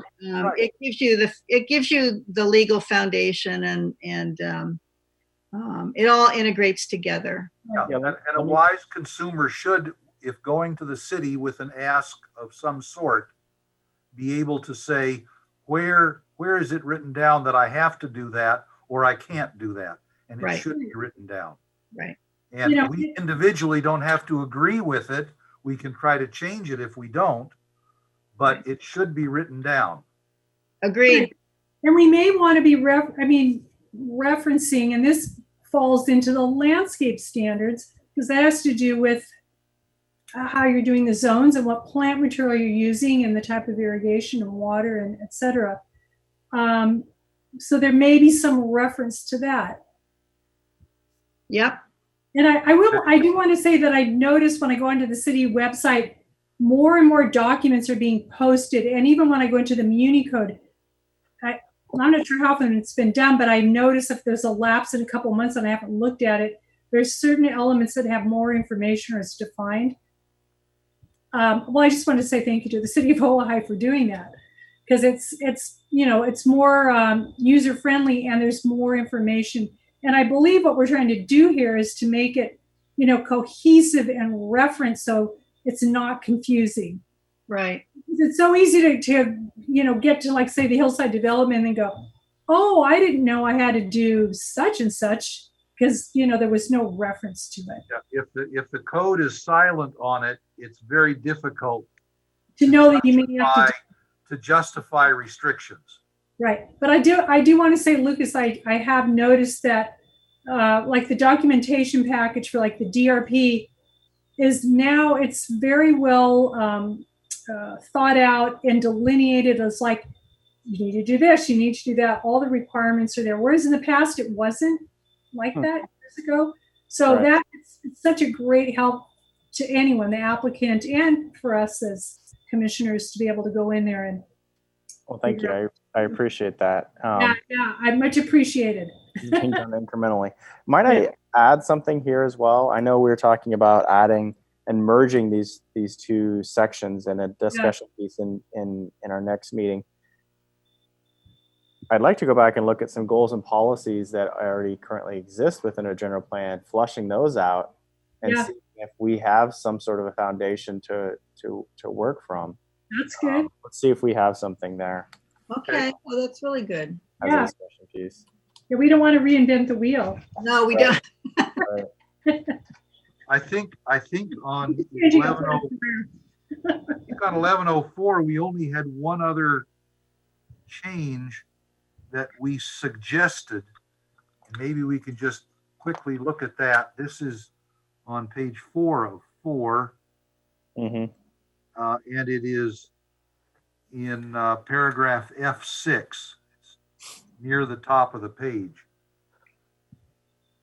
We don't have development on the kinds of slopes that you see all around Los Angeles, particularly in the Santa Monica Mountains, where you have houses with 20-foot by 6-inch steel poles Right. that are holding them up. And I think that's kind of what this paragraph was trying to aim at, but I felt like it missed. And I don't know what you think about the revised wording, but what Lucas and I were trying to come up with there was something that I guess indirectly would be a limit on the slope where you could build again. Right, because it's Yeah. a 6-foot underpinning. I mean, the ultimate height of the building might be taller, but that's your support The system. underpinning being from natural grade to wherever Right. the first floor is or whatever. Exactly. Yeah. I remember So to speak, yeah. there's an area down in the north side of Palos Verdes called the Riviera. Yeah, I'm familiar with it. Yeah. A lot of that down there where you walk out to the edge of the house and it's 20 feet down to the natural grade of the slope. Right. Yep. So I don't know if that revised language takes care of it. It says visible structure underpinnings, which would allow people to put in those 10 or 15 or 20-foot poles as long as they covered them. And maybe that's what we want to do here, and maybe it isn't. So I wanted to bring it up so that's one more thing we can think about for the next meeting. So we took out structures. So it used to say avoid structures which are more than 6 feet above finished grade Right. and have visible structural underpinnings. Right. It wasn't when it said structures that were more than 6 feet above Finished grade finished grade. and have It visible. wasn't clear what part of the structure was 6 feet above finished grade. So I felt we had to fix that for sure. Right. But then I think what the paragraph was really talking about was those underpinnings of the structure. Mhm. But I don't know. Well, it looks like it's saying both. It's saying avoid the structure that's more than 6 feet above finished grade and have visible structural underpinnings. Well, okay, if we avoid structures that are more than 6 feet above finished grade, there isn't a house in that city that's legal. You can't do that. And have visible structural underpinnings. Right. Okay, that's what I'm saying. We've got to figure out how to word this to accomplish.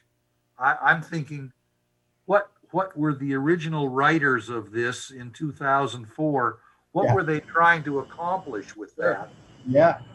Let's think about this, the plain words that are there, suggested changes, and come up with some other suggested. Well, I guess so. If I'm playing devil's advocate, let's say we change it, and I cover my structural underpinnings. So I encase them with some sort of plywood or whatever, so you can't see them. Or a block wall, yeah. Block wall. Good plan. Can I still build my house on top of them? By this, you could, I think. Now, if we have the original wording, avoid structures which are more than 6 feet above finished grade and have visible structure underpinnings. So then I would be, I don't know. What does structures more than 6 feet above finished grade mean to you?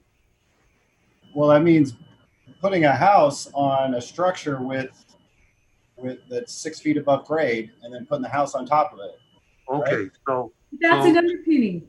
structure, so Yeah. structures to you means the floor of a house. Yes. Yes. Okay, then that might be the right way to word this paragraph. Got it. Okay. Okay. That's what I'm saying. Think about what we think the original ordinance writers were trying to accomplish. Think about what we want to accomplish and come up with some better words. Now, if I build a deck, would that count as a structure? A deck is a structure. A fence is a structure, I think, Lucas, isn't it? A wall is a structure. Right. A retaining wall is a structure, but we already have a limit on that size. So I can't have a deck that's got pillars that are more than 6 feet. Basically, That's what it says right now. this is saying any foundation, caissons, pillars, whatever you're using as your to support your house, the underpinnings can't be higher than 6 feet. And I think that's where you were going with this, Steve, right? Is basically describing that support system before the, hits the first floor, and then the first floor basically can be higher. Yeah, we could take visible out, and that might still accomplish what we're trying to say. Well, visible is that you don't want to see it. Isn't that why you're saying? And I'm double thinking that one. But No, if we're talking about structural underpinnings no more than 6 feet long, that certainly gives you an idea of what this thing should look like. It doesn't Right. talk about the structure being 6 feet above grade. It talks about the underpinnings being 6 feet Right. above. And it sounds to me, because a lot of times some of this is going to be subsurface, you won't see it, but this is just the portion that's visible. Because a lot of times a portion of it's going to be buried, and then in addition, you're going to see some of it before you get to the first floor, depending on the type of, structural engineering that's specified. Or you cut and fill so that no more than 6 feet shows. I don't know that we want to do that either. Well, we could, this is something I'll try to look at too, is We need to look at this, yeah. you could have a maximum height above natural grade as well. I mean, I think if we have we may end up wanting to have a combination of, regulations that deal with height and the underpinnings and some of this kind of structure that we don't want to see. Right. I believe this is, it's an aesthetic issue. I think that's what this is all about, because we're not getting into structural engineering. No. It's basically saying, we don't want to see, visibly 6 feet, a 6 foot portion of whatever this foundation or support system is. Right. I think that's where we're going with Yeah, this. it's design first. That's how I would describe it. Yeah, it's designed, so it's completely an aesthetic thing. And, I don't know if we need to say, screen it or however, and give some options if that is an option or not, but maybe we do. Maybe that's part of So this is what I would, certainly be structurally sound and ugly, and we'd like to avoid that. right. So this is what I would recommend. I like what you said. I think it works for me. I love it. All right. So this is what I would recommend that we do. We take a step back, look at both of these sections in terms of 1104 and 1105, and come back with comments, revisions, and let's really kind of get into the meat of this. I think we've got some really good, healthy discussion going right now. I Okay. think this is exactly what we're talking about here in terms of revisions to the code. So I agree. I don't think there's any reason to pull 1105 out of the text amendment, no. because that's just errata. That's errata. But I'm saying, looking at it from a deeper dive standpoint, we're going through, we're making that base format change that we're talking about. That's still going forward.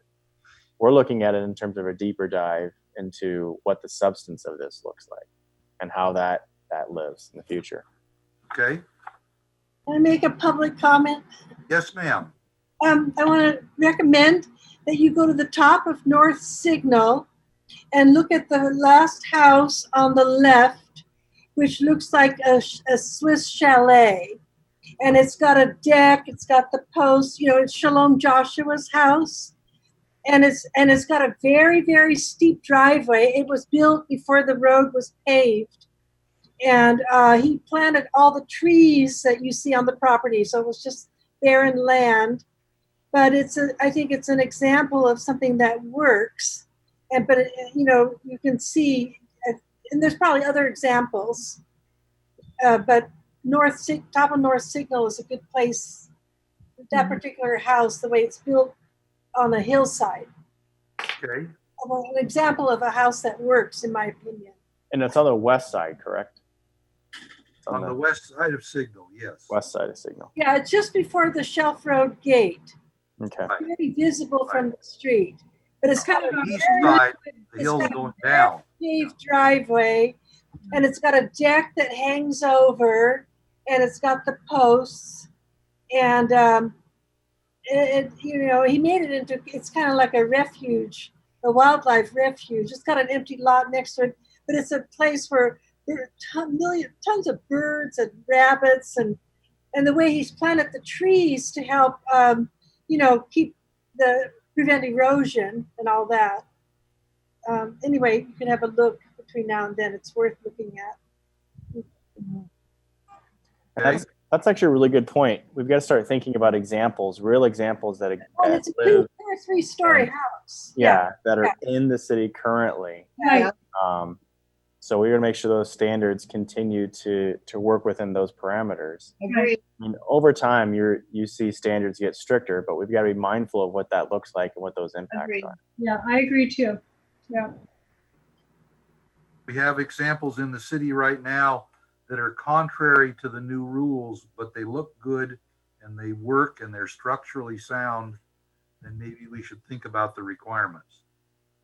Yeah. Fair enough. Yeah, I agree.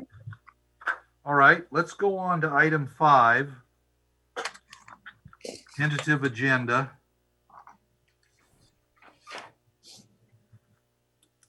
And next 2 meetings have some errata and 1201 San Ramon. So 1201 San Ramon, I would push up to September 2nd. That will be before this commission for consideration. Okay, and that'll be a public hearing. Correct.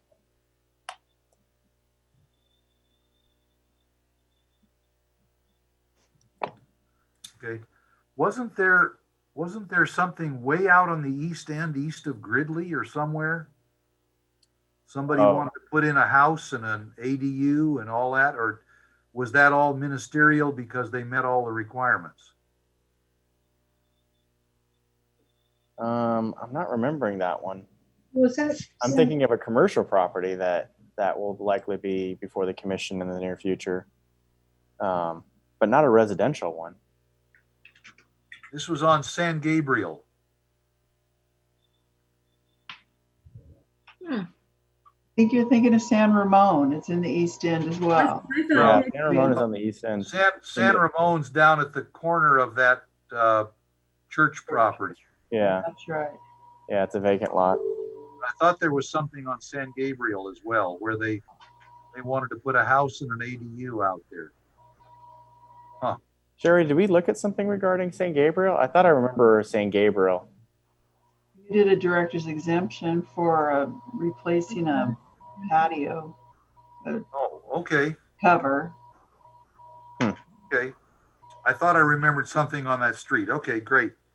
So that one that would not come back to the No, commission. that would not come here. Right. Yep. yeah, this is the new house. Yeah, so just to give you the 30-second, 1201 San Ramon is a new house. It's 2-story at the end of the cul-de-sac for San Ramon. Mhm. I invite you to go out and look at it, drive that area. It's a Yep. part of a subdivision from You'll hear more about it. It's a part of a subdivision from the 70s, as a part of an annexation as well. It was one and the same. So you'll get the history, the full history. I'm not going to give you any more than that. At It's this an point. empty lot right now. It is empty lot. Okay. Any other questions for staff? Hearing none, we're back to the highlight of our evening. Our city council member will give us some words of wisdom. Sousa? First of all, I'm going to learn to keep my mouth shut. I spoke too soon at the last meeting. As you know, I have a challenger for my seat on the city council. Yeah, so I won't make Okay. that mistake again in any future elections. I just want to thank you for your wonderful work tonight. It's always an education for me, and it'll help me with the general plan. And I've always been interested in the process for annexation. So I feel like I'm in school with you guys. Thank you very much. It's a wonderful, wonderful discussion tonight. Yeah, thank you. This is a good, hardworking group. It's fabulous. It's My fabulous. hat's off to you all. Yeah, I feel the same way. Well, thanks, Steve, for being our leader. Yeah, thank you. Thanks. And That was a Absolutely. lot of work that you. work on the whole, the code. I'm Yeah. sure. Well, Yeah, Steve, you Lucas and I definitely have deserve our praise weekly for that. I meetings agree. and I can't say we're enjoying the meetings, but we're enjoying getting things done. So, 3.5 hours. I always forget you start at 6 o'clock and not 7. Yeah. Yeah, Yeah. thank you. Thank you very much. all right. There being no other apparent business before the commission, I declare our meeting adjourned at 9:33.